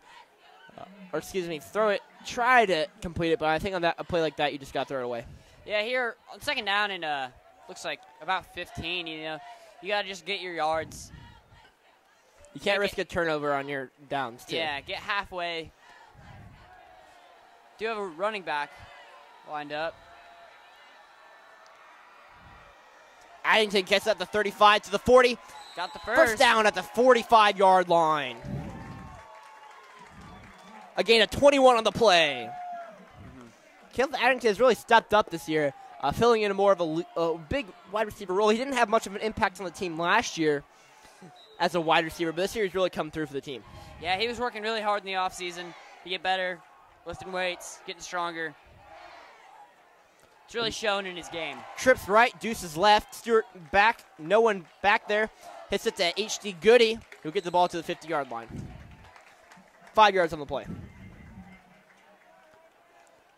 Number 9, Sebastian Garcia. Excuse me, number 27, Trayvon Gilliard on the pursuit and tackle.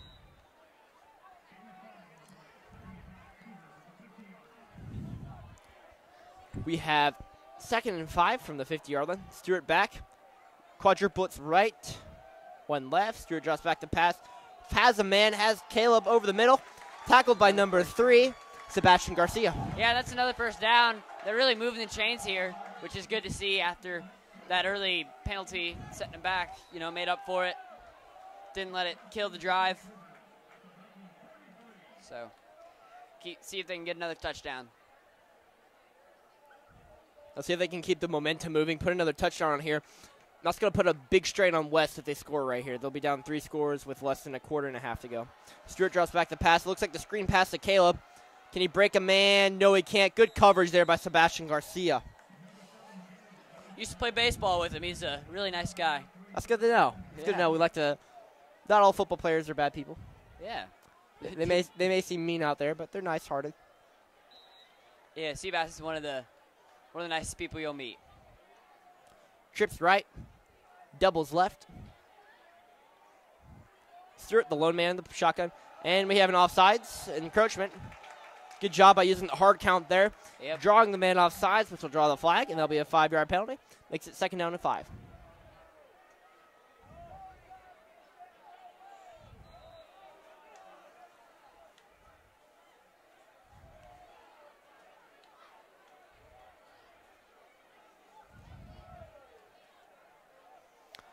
Again, the same formation. Deuces left, trips right. Stewart in the back, hikes it. And it looks like there's a lot of contact over there. Yep, that'll be a hold or a pass interference. Caught by Caleb Johnson, tackled by number 3, Sebastian Garcia. He's having a good night tonight. He is. Caught a lot of balls.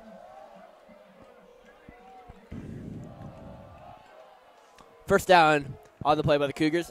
Unless the foul is on them, which I highly doubt. I think there would be more of a holding penalty. Yep. Offense.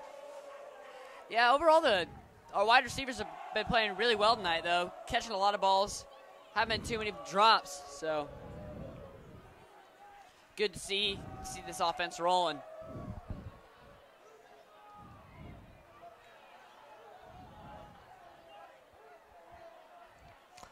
And it will be against Northwest. I'm very confused on the penalty. I guess maybe a pick play? A hold on the Cougars is what they could call. I did not see anything it was a that holding. Warranted a penalty, though, on that one. I thought that was a clean play.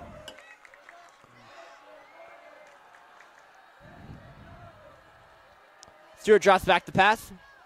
Scrambles around, gets out of the pocket. Being pursued by the D-line. Finds a man open. A good catch by Caleb Addington. That was excellent. Good pass, too. Seeing the vision, seeing a man wide open downfield. Good job by Spencer Stewart scrambling around, finding a man downfield, and that man was none other than Caleb Addington, who has come up big tonight in a couple of areas. Yeah, Stewart scrambled a couple times and found Addington when he's scrambling out. Stewart was over there quickly to tell him, good, nice catch, which is always good to see, quarterback and wide receiver. 3rd and 1. Compatibility. To go, we'll see if they run it. They have deuces left, deuces right, Spencer and Jamie in the backfield. Stewart's going to run it to the right, try to pick up the first down. He's got the first down to the 30, and he will. Good play there. Right out of bounds, don't want your quarterback getting hurt, especially when you don't really have a solid backup. Pushed out by number 21, Wesley Clark. Not even a solid backup. We don't have a backup at all. We literally have no one else on our depth chart that's a quarterback. The freshman quarterback's a converted wideout. Yeah, our backup did get hurt in a JV game. Yeah, it was a pretty gruesome injury. He was throwing the ball, landed his elbow on the Grandview player's helmet and shattered it.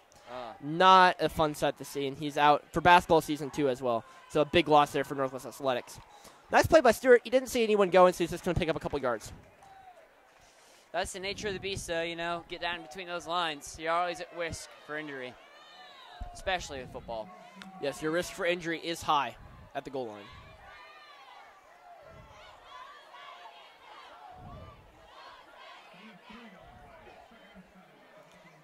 Second and 7, we're going to have trips to the left, deuces right, no one in the backfield with Stewart. They do have the sort of screen formation there with Alexander. Yep, the pitch. I did see that coming. But good coverage, good recognition by number 27, Trayvon Gilliard. 27 tackles, 27. How about that? That's ironic. Also, early in the game, there's 13v13. That was Branson Billinger going up against Floyd Martin. So we've had a couple of number matchups. And third down and long, 3rd and 11. We have quadruplets left, single man right. Sign team, working hard out there. Very hard. Getting the checks. Making that dough. Stewart drops back to pass. Throws it down the field to the end zone. Has Caleb Addington open. Oh!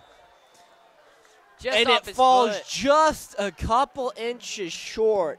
He was really trying for that touchdown.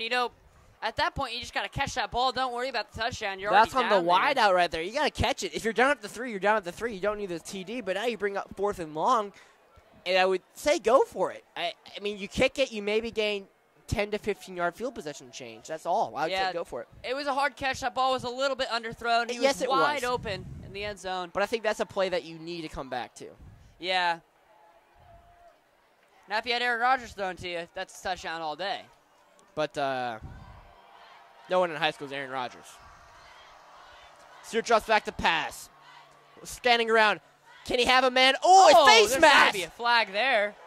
They're not going to call anything? I think he hit him right before the play. He got, even if they're not calling that pass interference, that's a face mask right there. Yeah, everybody for the Cougars is booing, and coaches are very frustrated with this no call.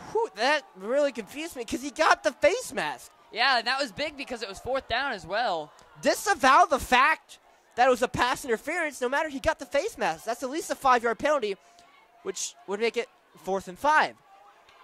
There's got to be a call there. Yeah. The calls haven't gone both ways on the pass interference side tonight. They've been very one-sided. Grizzly up the middle. Looks like a gain of 4-ish. Yeah, also the Cougars pass a lot more than West, so that does have to go into effect, I feel like, for if you're going to. But that being said, Northwest Cougars have had 1 pass interference penalty against them, and West has had 0. Mm-hmm. So if we go from that perspective, the amount of the times that China Mission Northwest throws, you would think you would get more pass interference penalties called against West. That's not been the case tonight. Mm-hmm. That sort of rollout fade route play that they like to call completes to number 23, Mason Wyatt on the play.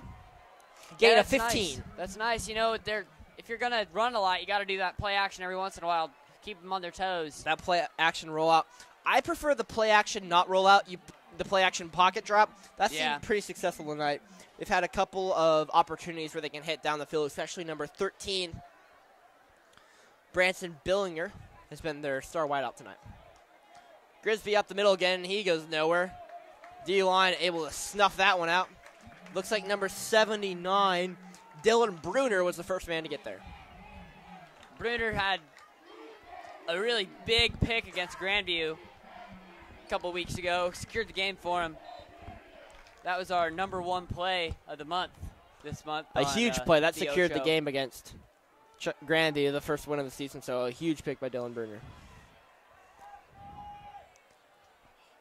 In the backfield, and a And big sack brought down. Huge. A huge sack of C.J. Callahan. And that's the safety. Spencer Gruhl coming out of the backfield to make that sack. What a good play there by the Cougars. 3rd and 19 again. What we talked about earlier in the game, the keys to the game, push them back. Now they're going to have a long 3rd down. Yeah, it looks like they don't have I'd have a safety real deep on a. Yeah, I would push the 3rd safety back a 15. little bit more, Spencer Gruhl. But remember, he's not used to playing free safety. Yeah. To take a shot down the field, like that's the safety. Oh. That ball was really underthrown, but the wide receiver had some, That was- distance there against Brockman. They had him in one-on-one coverage against Tristan Aycock, and you want the safety to cover that, but Spencer Yeah. Gruhl didn't brought back. It worked out fine because that ball was 10 yards underthrown. Yeah. But if the ball's thrown a jump ball, you never know what could I happen. think Gruhl should have had that pick. I mean, it was like right there for him. He must be a little upset. Want to have that one back. Maybe that's but why the coach doesn't trust Callahan very Yeah. much. Throws it right to the safety. Yep. On to kick is Chavez. The snap. Oh. The Cougars bring the house and almost block it. A spiraling kick that hits Hit him. a West player, so that'll be down about the 32-yard line. Don't see that very often. Now the D-line the return team outran the ball. Yeah. Don't see that very often. Yeah, big hanging kick. You know, that'll happen when you get it in the air for a while, which that ball was. 5:15 to go in the 3rd quarter. The score, Cougars 21, Vikings 7. You're listening to the official broadcast of Shawnee Mission Northwest Athletics.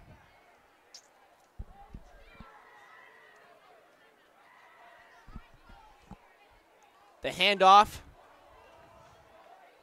to Ooh. Ty Lindemann, who gets demolished by 27. Trayvon Gilliard. Looks like a West player is down. Yes. Let me see if we can get a number on him.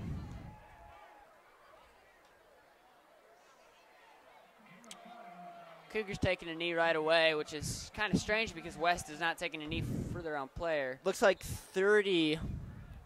I'm trying to confirm the number down there. It's not easy to see with the no numbers turned to us.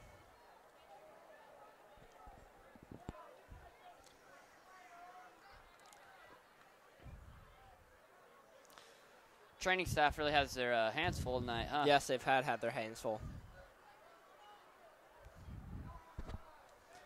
With a couple injuries so far this game, you hope that all players are safe. Number 98, as he sits up, Malik Williams, the senior 6'2" D lineman, as he will walk off on his own power. That's good to see. Very good to see.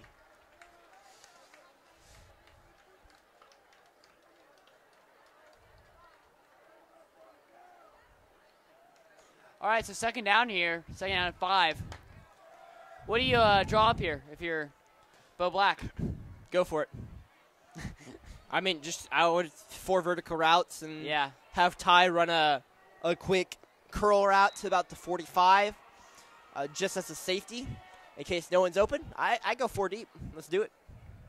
Yeah, Let him in out of the backfield. Send him. They set up the screen.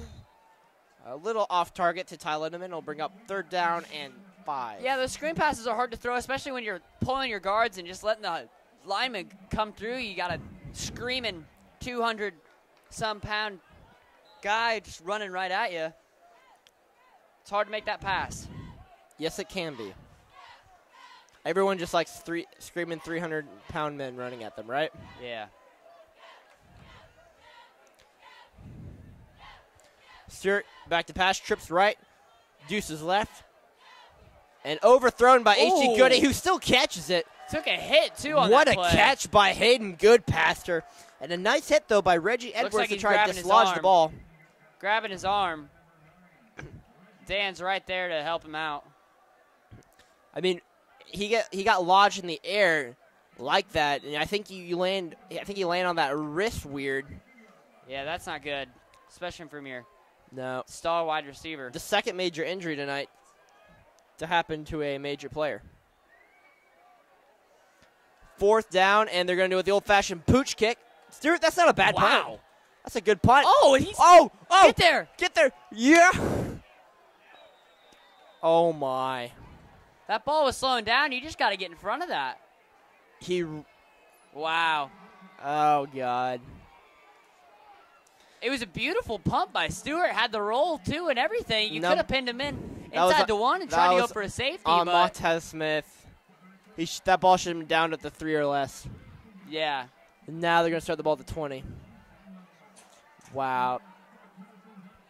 Nice punt by Stewart, though. Really? I was impressed. It didn't have a lot of hang time, but it had a nice roll. Yeah. Very nice roll. That's what you want, too, if you're trying to get it in between the 5-yard line, pin him back there. 1st and 10 for West. The pitch out to Grimsby. And the Oh, fumbles ball! loose. Fumbles on the ball. Who comes out with Cougars it? jump on I think it, looks Cougars like. have it. Cougars have it. Hey, makes up for that punt. Peyton turnovers, that's what that risk of that pitch. Always got to make sure Always you come have up. sure hands. I believe John Hanneman was the one who stripped it away. Trey Eccles was the one who recovered it, but I believe that John Hanneman's the one who stripped it. And that's a big swing for the Cougars right now, only 14 yards away from a TD.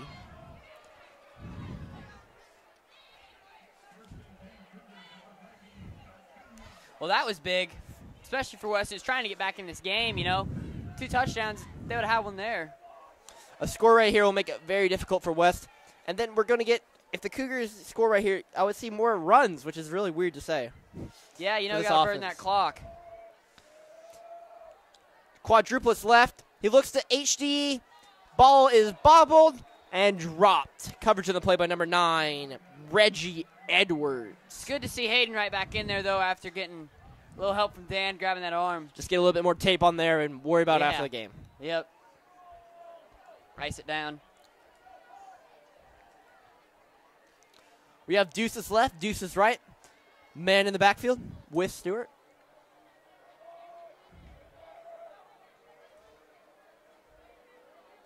I would just run a fade for Hayden up here. Just let him be able to be taller and jump up and get it. He's a lot taller than the corner that's on him. I agree. Well, they're going to fade to the other end of the end zone, and that ball is incomplete. Attended for number 19, Trey Eccles. Excuse me, number 26, Colby Cole was the intended target. 3rd and 10. Vikings 13-yard line. They're going to need at least the ball to the Vikings 3. If not, I would say you bring on Nugent and see what she's got. Yeah, especially to make it 3 possessions. 3 possessions. 3 possessions is huge, especially with. Stewart drops back the pass. Has a man open the end Oh! zone. Does he hold on? Yes, he does. Touchdown, Cougars. Man, we just got to talk about Nugent more. Every time we do it, they score a touchdown. I know we got to talk about her more. Number 80, Hayden Goodpaster on the reception. Makes the score 27-7 with Megan Nugent on for the extra point.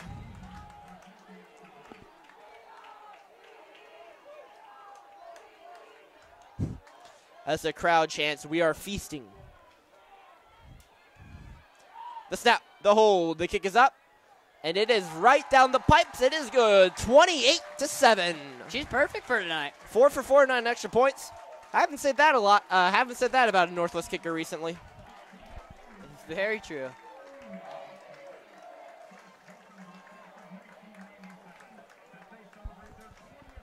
I still find that's funny that on Monday, she was just, after practice, she brought a ball out and just started kicking extra points. Dunbar said, hey, you're actually pretty decent at this. And then Tuesday, she started kicking, actually. And then by Wednesday, she was on the team. She went from being a manager to a player in 2 days. So I find that interesting very much.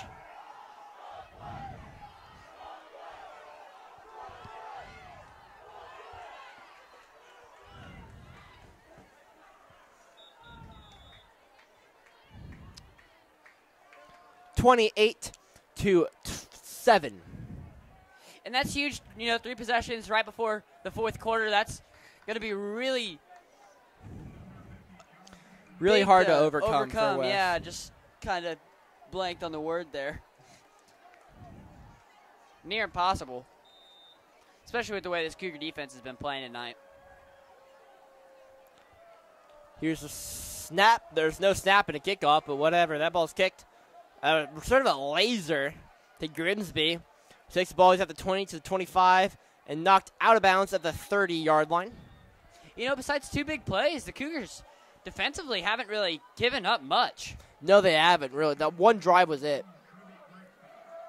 Push out of bounds by number 80, Hayden Goodpasser, who looks like he can get the job done on both the offensive and defensive side.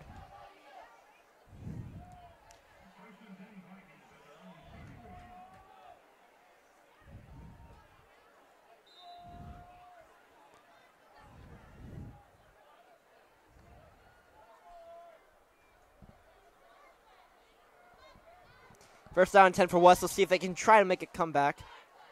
Pitch to the right to number 9, Garcia, who was tackled on the play by number 28, Spencer Gruel, with the assist by number 19, Trey Eccles. Excuse me, Reggie Edwards, number 9, the carry. And number 23, Mason Wyatt, is down on the play, as the trainers will attend to him and see what the matter is up.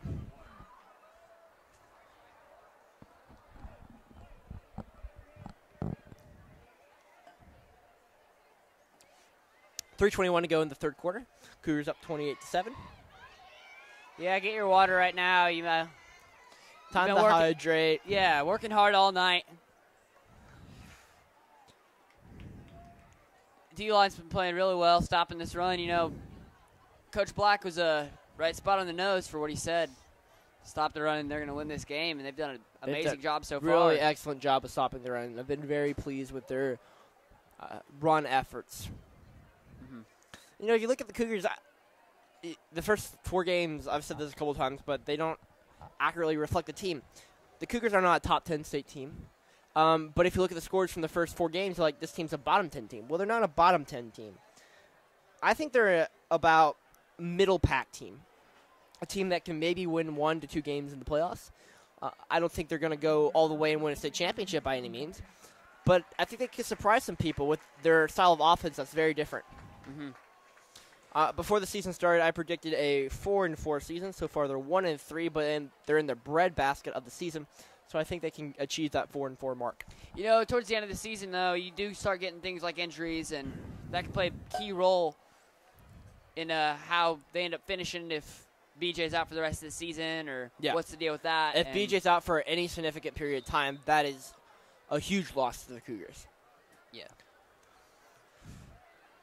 Nothing's guaranteed. Always got to go out there and play. Yes. Hand off to number 21, who runs to the outside, trying like to look for a hole, and he has a small hole.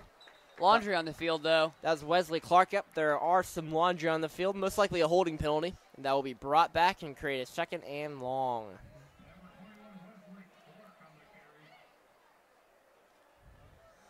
As the refs talk it over.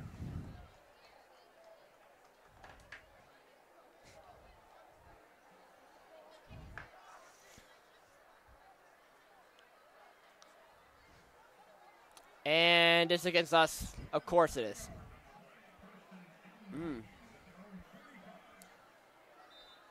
I don't even know what he called it. He didn't even signal it. Yeah, I did not. I think they might have declined it and just took the ball where it was. I don't know why he would decline it, though. Wesley Clark on the run. Tackled by number 79, Dylan Bruner. I'm still trying to figure out what that last penalty was. I'm very confused by that.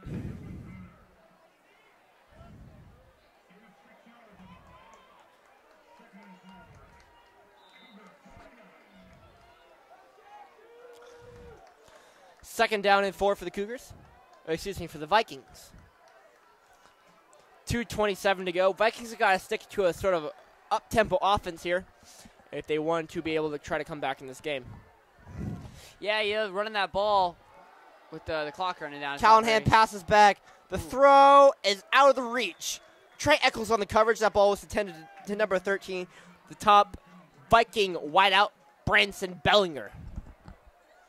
Spencer Gruel out there, too. You know, I don't think you're losing much from BJ to Spencer. Spencer's pretty solid. He is, but He's BJ's no hard. BJ Harvey. BJ Harvey's a very hard man to replace, though. He is, but Spencer's a real good athlete, fast kid, smart kid, loves the game. He does. He's very passionate about football. Third down and 4. We'll see if they try to run it here or what they will do.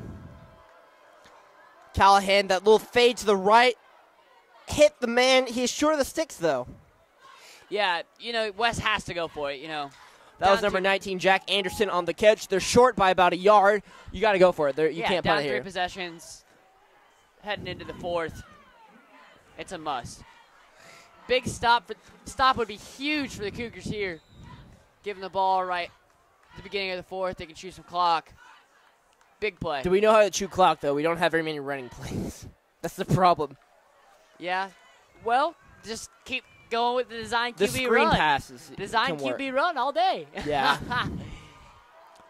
Oh, jumped off sides. 4th down. You kind of got to expect that. They're going to try to draw you off.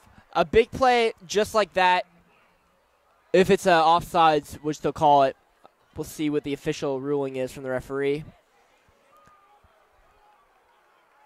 It is against the Cougars, and that will give them a first down for the Vikings. There's a play like that earlier in the season when they faced the Lawrence Chesty Lions, where they forced the Lawrence to punt early in the first half. They got an offsides penalty like that, allowed Lawrence to get a first down, and then Iko Bodo, the D1 wide receiver, caught a ball for a touchdown. Oh, clobbered him. Dylan Bruner right there pass. made sure that the ball's not in there. Another flag's thrown in the secondary. If this is against Northwest, I believe I will go ballistic because I don't think this has been called both ways. But we'll see.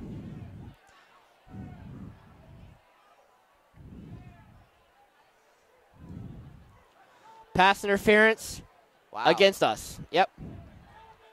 That's surprising. I mean, yeah. As Spencer Stewart's dad yells, call it both ways, and I agree 100% with him. I do not believe that the referees are calling both ways tonight. I don't know if you're calling that pass interference. There's at least 3 times where it should have been pass interference on West. Okay? Mm-hmm.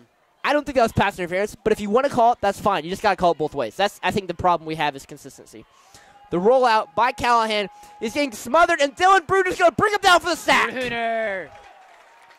He's always, every play, you never know what you're going to get from Bruner, but he always steps it up near towards the end of games. He's real well conditioned. Dylan Bruner comes up with a big sack for the Cougars. Makes it 2nd down and long.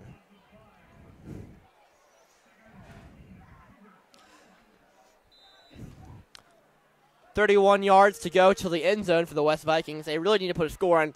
40 seconds left in the 3rd quarter. They got to do this quickly. You can't be expecting to score 3 scores in 1 quarter. That's very unlikely. Callahan under center. Drops back the pass. Fades right. The throw down the field. It's intercepted, but a flag, and that's going to come back. Yep. So while the fans cheer, and another flag's thrown, that's going to be on Bo Black for sideline interference.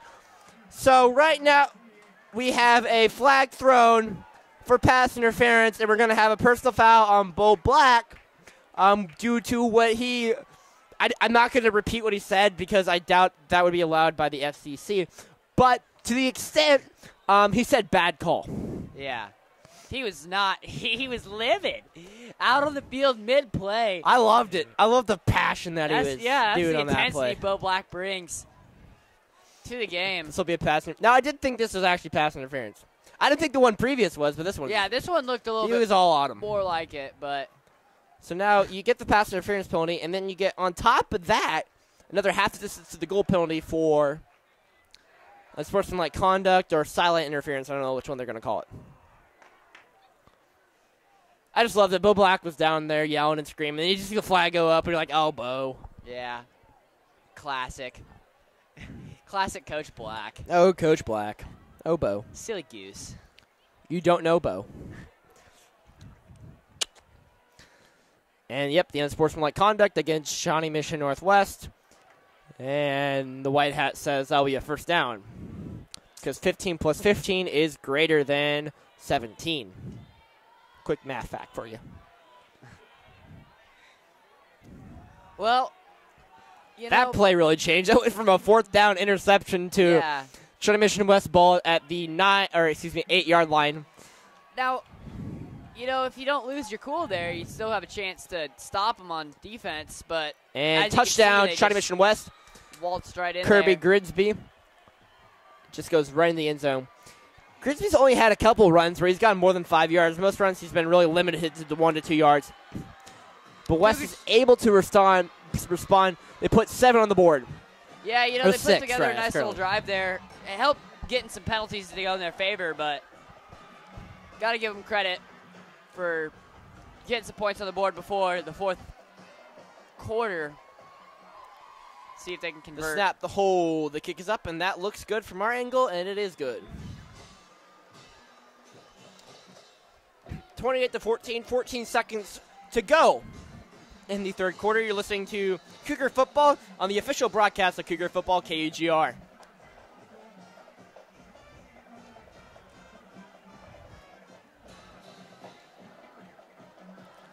So, you got to choose some clock here. We don't, as you said, we don't really have much of a running game. No, we don't. And B.J. Harvey's out, so. You don't have a Wildcat don't game have either. A Wildcat. I mean, I guess you could run the Wildcat with Spencer, but. You can't run the Wildcat with a quarterback. Just design QB run. That's not a Wildcat, though. The Wildcat is when you put in a non-quarterback. Okay. I mean, clarify. What K-State did with Colin Klein a couple years ago, though. That's not Wildcat, though. The Wildcat's when we brought in, Dana Dimmel or Gronkowski to throw it. But I see what you mean. You can do the design QB run. QB run. Yeah. Yeah. Easily. Yeah, and that's what college football's kind of turned into, that triple option QB run. It is. It's either that or an air raid. There's no medium between them. I personally love the air raid more than triple option stuff. Triple option, it formed from the Wildcat.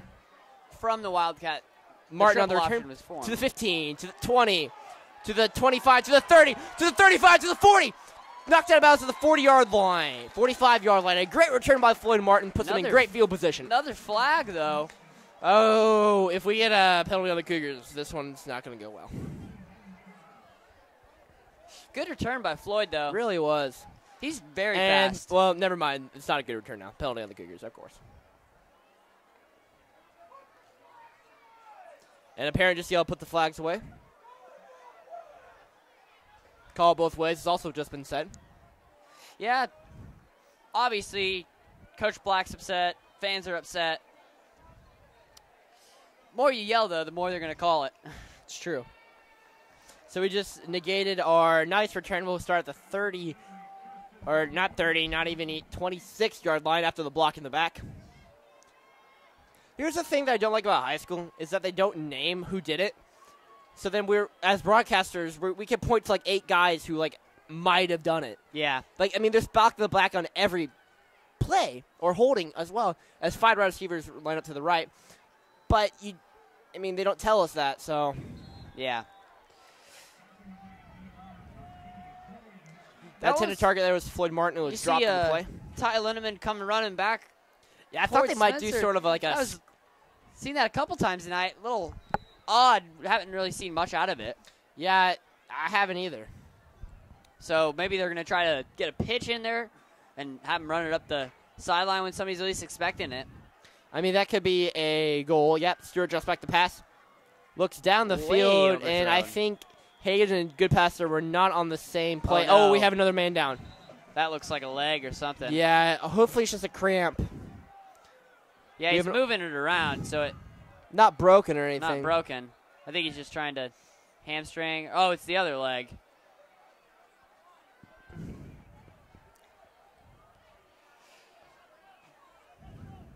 And that's the end of the third quarter.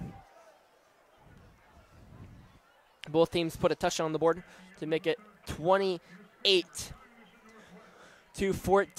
The Cougars right near, if you aren't able to score, that's fine, but you need to take off at least 3 to 4 minutes of the clock here. Yeah. Very true. You do that, you'll be in good shape. First down would be huge. Keep this drive alive. Keep driving. Try to get a touchdown out of it. Chew it up as much clock as you can, but if you can't, then it is what it is, and you let your defense work. You're still up 2 touchdowns, so you have a little comfort room, but not a lot. No, you don't. I mean, one bad play by anyone could just be a huge killer to the team.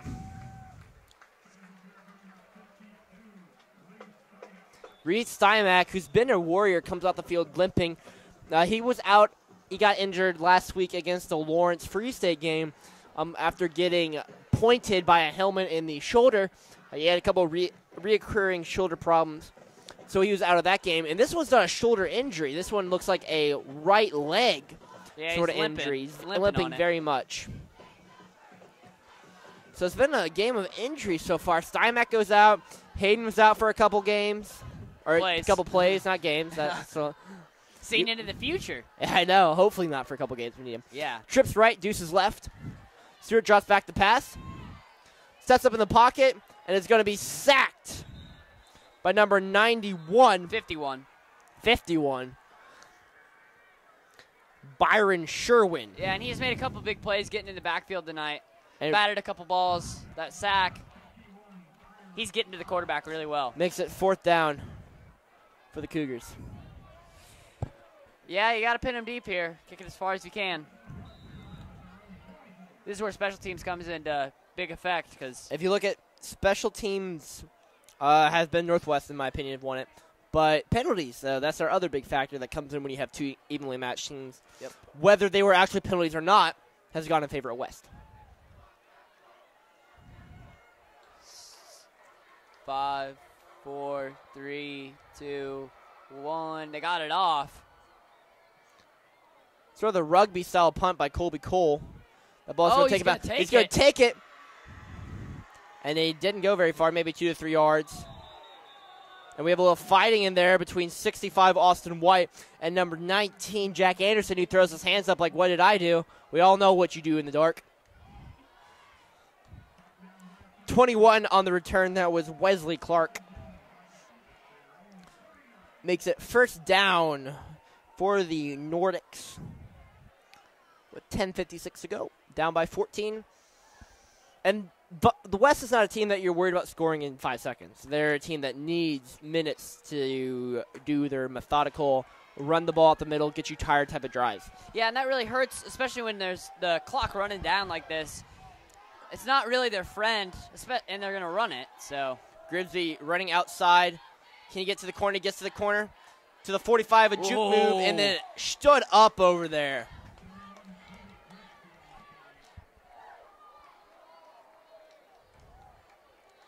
Tackled by number 65, Austin White, on the play. Makes it 2nd down and 5.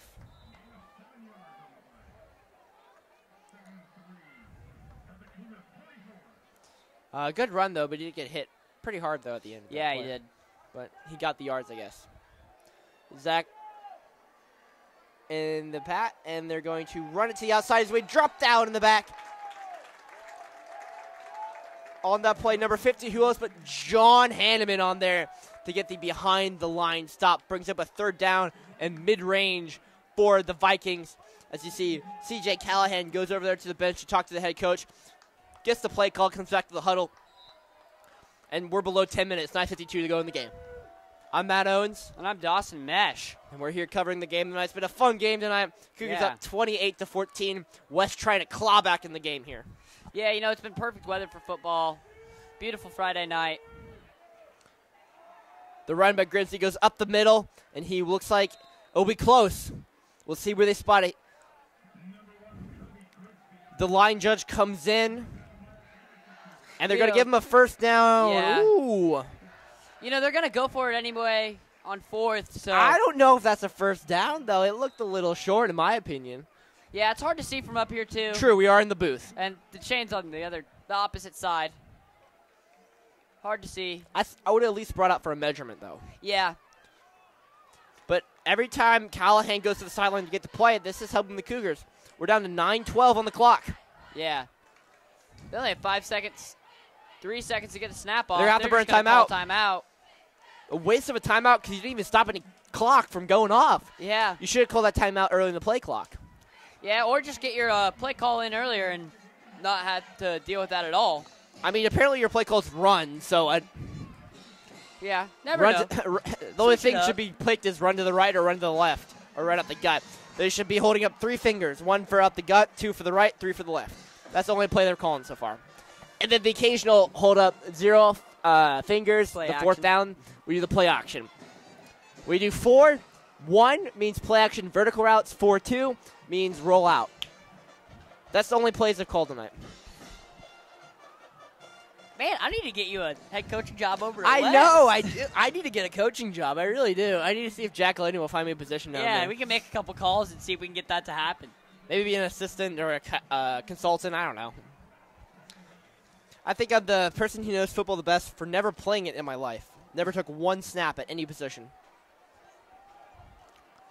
Reese Simek is on the table being taped up. It looks like his right ankle is being taped up by Dan Fletcher.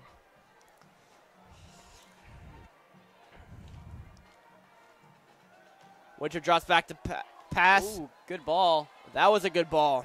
Good defense. And they're Oh, gonna and a flag another thrown! flag. Wow. Why is that flag thrown? I mean, he did hit him a little early, but it wasn't enough to draw a flag, in my opinion. You know, they were both hand fighting a little bit. that ball was 10 yards over his head. Yeah. I guess Wow. the ref thought if they weren't hand fighting, he had a chance to catch it. That is a bad call. I mean, I think he can do that as the West student section shows that. And the Northwest fans are booing. I don't usually boo refs a lot, but that was a bad call. Yeah. No way that's a pass interference. There's no way. No way. If the ball was thrown accurately, it could have been. That's an uncatchable ball. I think the refs thought it would have been catchable if he wasn't getting hand fought, and so that's why Because they the decided hand to throw fought it. clearly stopped them from running 15 more yards. That's my Well, opinion. Yeah. Grisby is tackled in the backfield Also, we do have a little by bit number better 27, Jamie Alexander. do have a bit better view up here than they do down there, just with pass plays. But in situations like that, I think you just no Yeah. call it. yeah, Like if you're not 100% sure that the defender, prevented the guy from receiving the ball, you shouldn't throw the flag.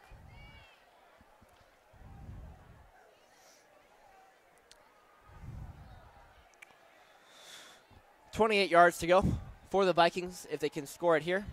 Run up the middle, or excuse me, the pitch option. oh, ball's out. Fumble! Ball's Cougars loose, on Cougars top have of it. Turnovers, Matt. Turnovers have been huge in this game. They have been.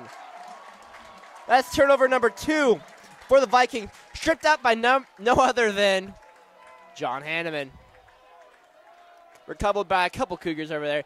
That's huge. It looks like Dylan Bruner's the one on the recovery. Another D-line hog getting in there. Bruner always steps up in the fourth quarter, man. That's He what does. I love about him. He plays really hard in the fourth quarter. Came through against Grandview a couple weeks ago. Definitely a guy that has big impacts on this game. We don't talk about him very much, but he is a huge key role player for this Cougars team.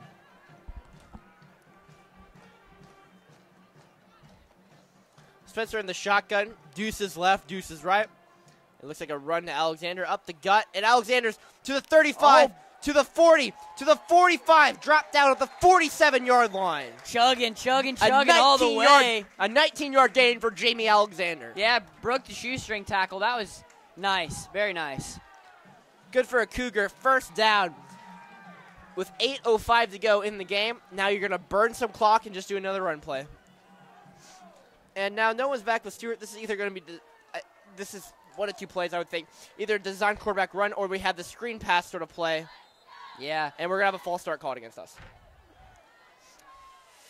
Got to know your snap count. And that stops the clock, too, which is almost worse than the 5 yards. Really cool graphic we have on the Jumbotron. Yeah, they have done some good graphics. for the scoreboard. Yeah, shout out to Eric Maxon and Sam Springer for those. They created some good ones. Working hard over there. Stewart and the shotgun. Yep, that screen pass to Lindemann I was talking about. Lindemann breaks free to the 45. I guess it doesn't helmet really break off. free. One helmet. One helmet off. It will gain about 4 yards in the play. And it looks like a Viking down, It looks like we have 2 Vikings down. One got his helmet ripped off. He's up. Maybe got poked in the eye after the play. He looks okay. That was number 51, Byron Sherman. And we still have another player down. Look, we cannot see his number. He's blocked by the athletic trainer for China Mission West.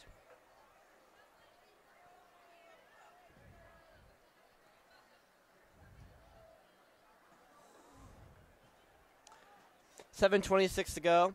You just keep running it.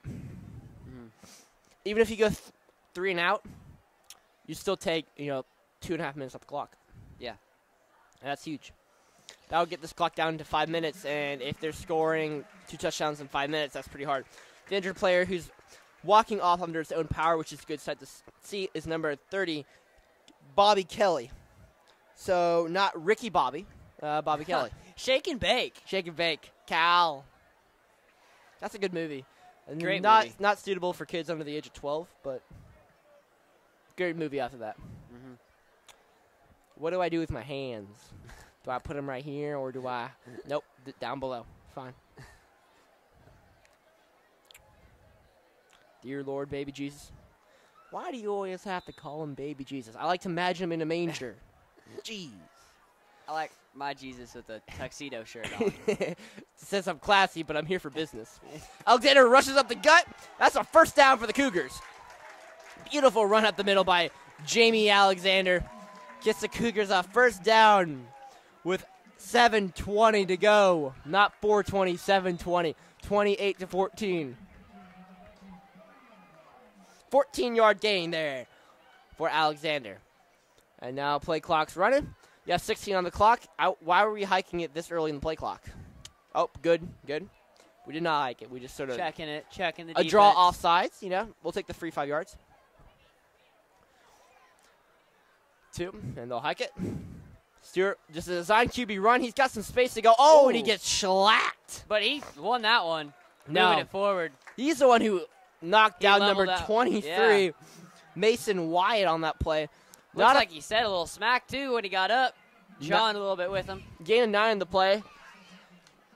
With 6:30 to go, and the Cougars will take this down another 25 seconds. So they'll snap it with just a little bit before 6 minutes to go.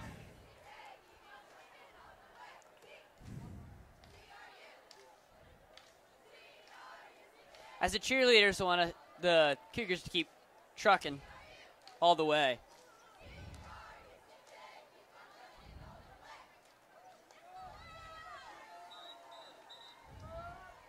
Blow the whistle. Looks like a timeout for the Cougars. They're going to discuss something. With 6:08 to go in the game, a first down here could almost just about do it. 6 minutes is a lot of time, but, they're marching, they're getting close. I think a touchdown puts this game away for the Touchdown Cougars would for sure. Certainly put this game away. Or a field goal, too, either or. Yeah, 3 possessions. Make it a 3-possession game. That's almost impossible Yep. to come back from. You need a miracle at that point. Yeah. Now, 2 possessions, you could always get a touchdown, onside kick, score again, but 2 onside kicks going your way, that very, very unlikely. I guess stranger things have happened, but Yeah. I'm not sure how many stranger things have happened. Not much stranger than that. No. So, I made 28-3, I guess. Falcons 28-3, but yeah. But, they had a lot of time. true. And they had Tom Brady. Yeah. So they had an advantage there. Spencer Stewart, Deuce's left, Deuce's right. Alexander in the backfield. Excuse me, that's not Alexander. That is Tristan Aycock, and a flag's going to be thrown, probably against Northwest, because I haven't seen a flag thrown against West. That's not been a false start tonight. Number 5, Ty Lindemann on the carry, and we will see, and that's going to be a hold against Northwest, of course, because why would it not be a hold against Northwest?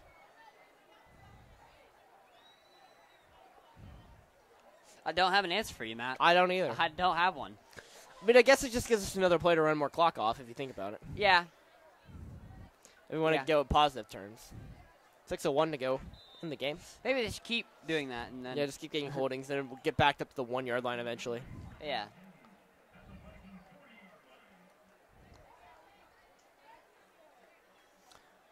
$5:50 to go as the clock will keep ticking. A little check with me, try to draw the defense off sides. Well, that penalty allowed him to take 25 more seconds off the clock. Stewart hikes it, trips left, deuces right, has a man open down the field, and that is good coverage. That is good they're coverage. begging for a flag. That's not a flag. That's good coverage there by number 3, Sebastian Garcia, on the intended target to Caleb Addington. Yeah. Seabass. You know, it's weird having friends on the other team Yeah, it is. because, you know, you got to root for your boys, but see your buddies out there making plays. It's always nice. And the worst part about that play is it stopped the clock. Yeah, very true. And now it is 3rd and 10. With 5:35 to go in the game. They were going for the jugular there. They missed the jugular, but they can still bleed them out. Stewart tries to hit him down the field. Has a man, is caught. Ooh, that was right in the bread basket. That was right in the breadbasket. Gets him down to the 10. That was a big play. Number 4, Caleb Addington on the catch. A huge play by the Cougars. Addington's come up clutch tonight a couple times. He has. He's had some nice catches. 30-yard reception. That was a jugular, I think. Touchdowns to jugular. Now you're in field goal range. Fine, that was the shot to the jugular. Yeah. And this will be the finish of it. Hopefully.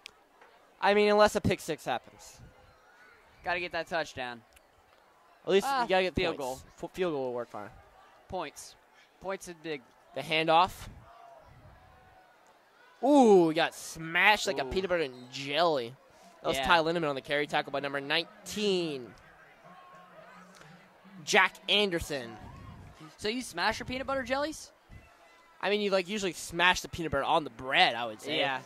Smash the peanuts to make peanut butter. Yeah, I make my own peanut butter every day. You don't? I'm just grinding in my mill in the morning, you know? Yeah. Getting the I Believe chant going. Yep. Stewart in the backfield, deuces left, deuces right. 4:25 to go. 10 on the play clock. We'll do a quick check with me, just trying to bleed this clock out. Stewart drops back the pass. Has a man and is dropped by Hayden Goodpaster. I think there might have been a little bit of bump in there early, but I think so too, but, I think for the referees to call something against West, that literally the guy has to take the Northwest helmet, take his face mask, and then turn it around, take the helmet off, and then start hitting him with the helmet. That is what it takes to get a penalty against West tonight. At that point, I don't even know if they'll call a penalty. yeah. Stewart sends Lindemann out of the backfield. They'll do the screen pass across the middle. Lindemann to the vines, the 10, touchdown, Cougar! And I feel like that one puts it away for him. And that's the game, basically.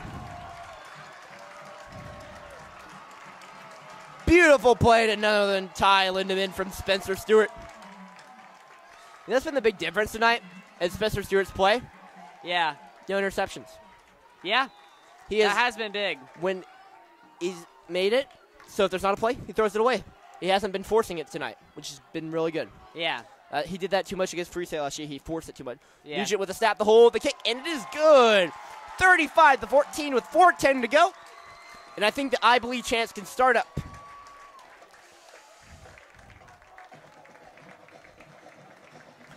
As the Cougars are up 35-14. Let's look ahead to our next game next week.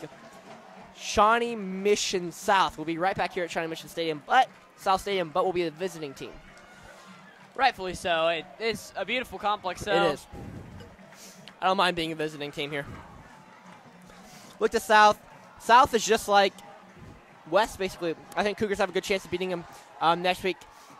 South played a game this year against Winnetonka, which is a KCMO school. There was no points scored in regulation. That's got to be the worst game ever to watch. Winnetonka finally won in overtime 7-0. 7-0. Depends if you like defense, though. If you're a big defensive fan, then that might have been the best If you're a game to guy watch. who's getting paid on salary for each game, not by the hour, then you want that game. Okay, that game we were at the Grandview reporting on that, shooting some tweeting out some videos, stuff like that. The game didn't get over until 10:30. The South game got over at 8:45. Wow. That game lasted an hour and 45 minutes. That's nuts. That was awful. And that ball is squibbed again to Kirby Grimsby. Take it the 20. To the 20. Oh. A great hit Tried to jump over him. by Charles Brockman. You look small, but he's pretty huge. Yeah, makes some big hits, you know. Call IHOP because he's out here making some pancakes. I mean, I guess, yeah, sure. Cool.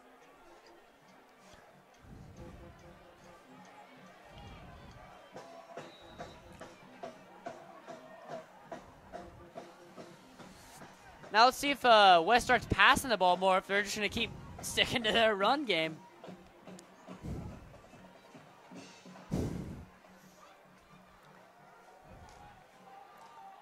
And the ball's loose on the field. Who has it? Or they call it incomplete pass. I think they're going to call it incomplete pass. No. Yeah, it was incomplete. Incomplete pass. That looked like a backward screen pass for a second, but after reviewing in my head, that was a... Nope, it was a backward screen pass. The clock's still going, but it was recovered by West. That's the difference. Mm-hmm.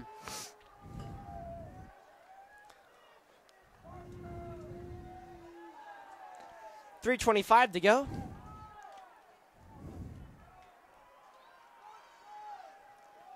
CJ Callahan throws it down the field and Looks like it's picked intercepted! off, yeah! And that one puts it away for the Cougars.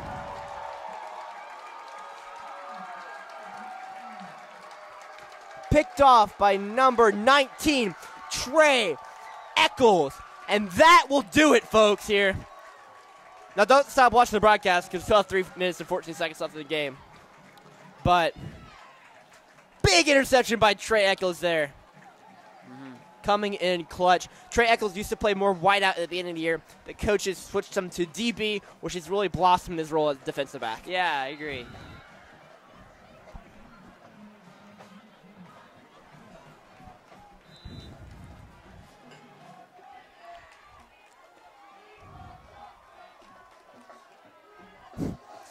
As the fans chant, we want Justin Mitchell, the freshman wide receiver. I'd like to see just a couple runs here by the Cougars. Yeah. 3:14 to go. Kill this clock. Get out with the win. The biggest thing right now is just don't have any more injuries. Yeah. And you have the 2 stacked wideouts to the right and left. That's the beautiful screen pass play. Like to have. You have the one wideout go up there and block, and then you have the back wideout on both situations, both the right and left side be able for the pass. Mm-hmm. Yeah, it can't glue backwards, though. You got to get a first down to really secure this game 100%. Keep that ball moving forwards. 3:13 to go. After that penalty, ball start. We have that double stack formation on each side, most likely the screen pass play. The set up for the screen pass play, but they're going to rush up the middle, just try to burn some clock. As West will fall to 0-5. You don't usually see very many West teams falling to 0-5. Yeah, they're normally a pretty solid program. Kind of crazy. What was their record last year, do you know? They beat us, but it was a close game. They beat us 36-20, so we were in that game most of the game. They ended up losing the first round regionals. I believe they finished 500, though. Yeah. So Bo Black has done a great job with his team this year. One that I would say is actually less talented than last year. I think they lost a couple key pieces from the physical aspect, but mentally and they bought into Bo Black's system, and he's done a great job with coaching him this year and leading him up to the charge. And you can obviously see the passion from Bo Black as he got that penalty earlier in this game, but he's very passionate. He'll do about anything for his yeah, players. he's a fun guy to be around. He is a very fun I guy want to do. to have him as my coach. He is a good coach. You know, he's had a couple rough years. The past 2 years, only won 1 game a season. Yeah. This will be his second win of the year already, and so make him 2-3 on the year. You know, and part of that is growing pains from switching over coaches, and this is like third year is always about where you can see a head coach's like true potential, true team, because he starts getting his players in there. We haven't had a 500 year in football in 8 years. As that pass is blocked, or excuse me, deflected by number 51, Byron Sherman. Another one that he's deflected. He's had a game tonight, but fourth down, they bring on the punt team here. Number 83, Zach Dugan on to punt. I don't know. I'd put Spencer Stewart back there again. After He did that have a last good punt. kick. You just don't want him to get hurt, though. That's the Yeah. biggest thing. If he gets hurt, then I honestly don't know who plays quarterback. You could jump down there. I mean, I I saw think- you during Challenge Matt I Owens. did do some good stuff during Challenge Matt Owens, but I honestly do not know who's our backup quarterback right now. That Beach is out. I mean, I would, if I had to put money on it, maybe Caleb Johnson. Yeah, we don't know how long BJ's out But for, though. we hope he'll be back. Hopefully he'll be back. Hope it was just a stinger, and that looked like an offsides. Yep. That will be a 5-yard penalty. As the Shawnee Mission West students start to file out with 1:37 to go in this game. Beat the traffic. Yeah, beat the traffic, get home early, you know what I mean? Mm-hmm.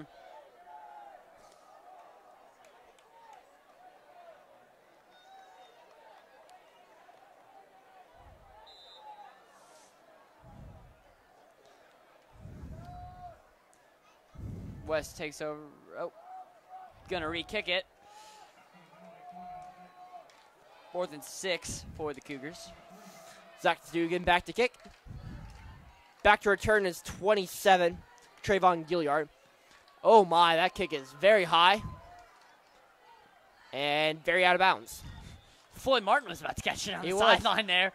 Floyd there trying to call the fair catch. I don't know if the referees will take the fair catch. Maybe they will. You never know. You do never know.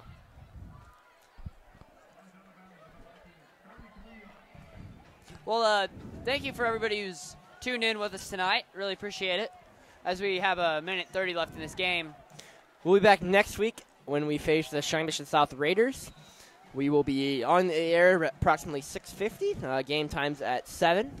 Don't want to miss that game. I think it will be another competitive game, and the Cougars have a good chance of coming out victorious. C.J. Callahan under center. Pushes it to 21, who's brought in the backfield. Just really puts an exclamation mark on this defense tonight. Yeah, and that'll keep draining the clock, too, because it's a run play, so.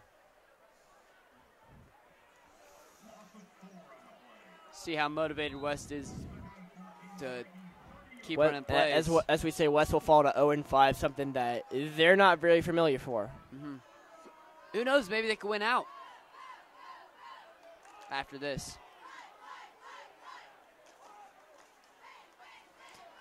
Callahan drops back to pass, rolls right, looking for someone down the field. Can't find anyone. He'll gain about 4 yards before being dragged out of bounds. As there's the balloon that will float off to the distance.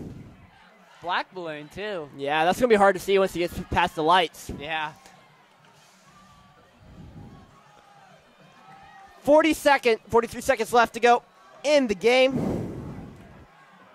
3rd down.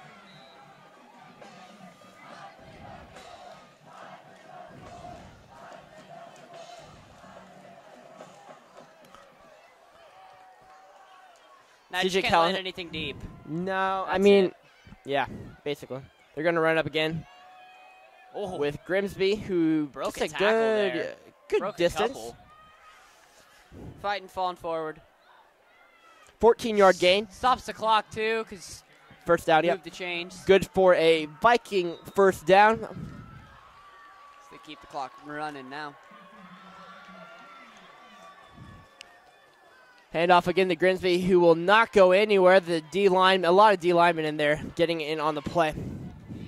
And really, John Hanneman stuck out today as the defensive player of the game, but really all the D linemen have really stepped up tonight.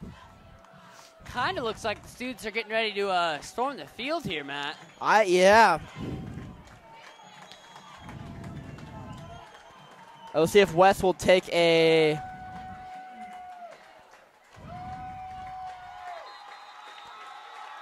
And the Cougars win, and the students storm the field. The field, excellent. That's what I like to see. after a big win like that. Oh, gonna go through the handshakes. And your final score, ladies and gentlemen, Cougars 35, Vikings 14. For Matthew Owens, And I'm Dawson Mesh. we will see you next week at 6:50 as Cougars take on the South Raiders at Shawnee Mission South Stadium. If you can't come to the game, make sure you tune in live on the KUGR YouTube channel, and make sure you check out our other shows such as Game Day or the Seminar Show. Have a great rest of your week, and hope it's fun, hope it's relaxing, hope it's enjoying. Good night. Night.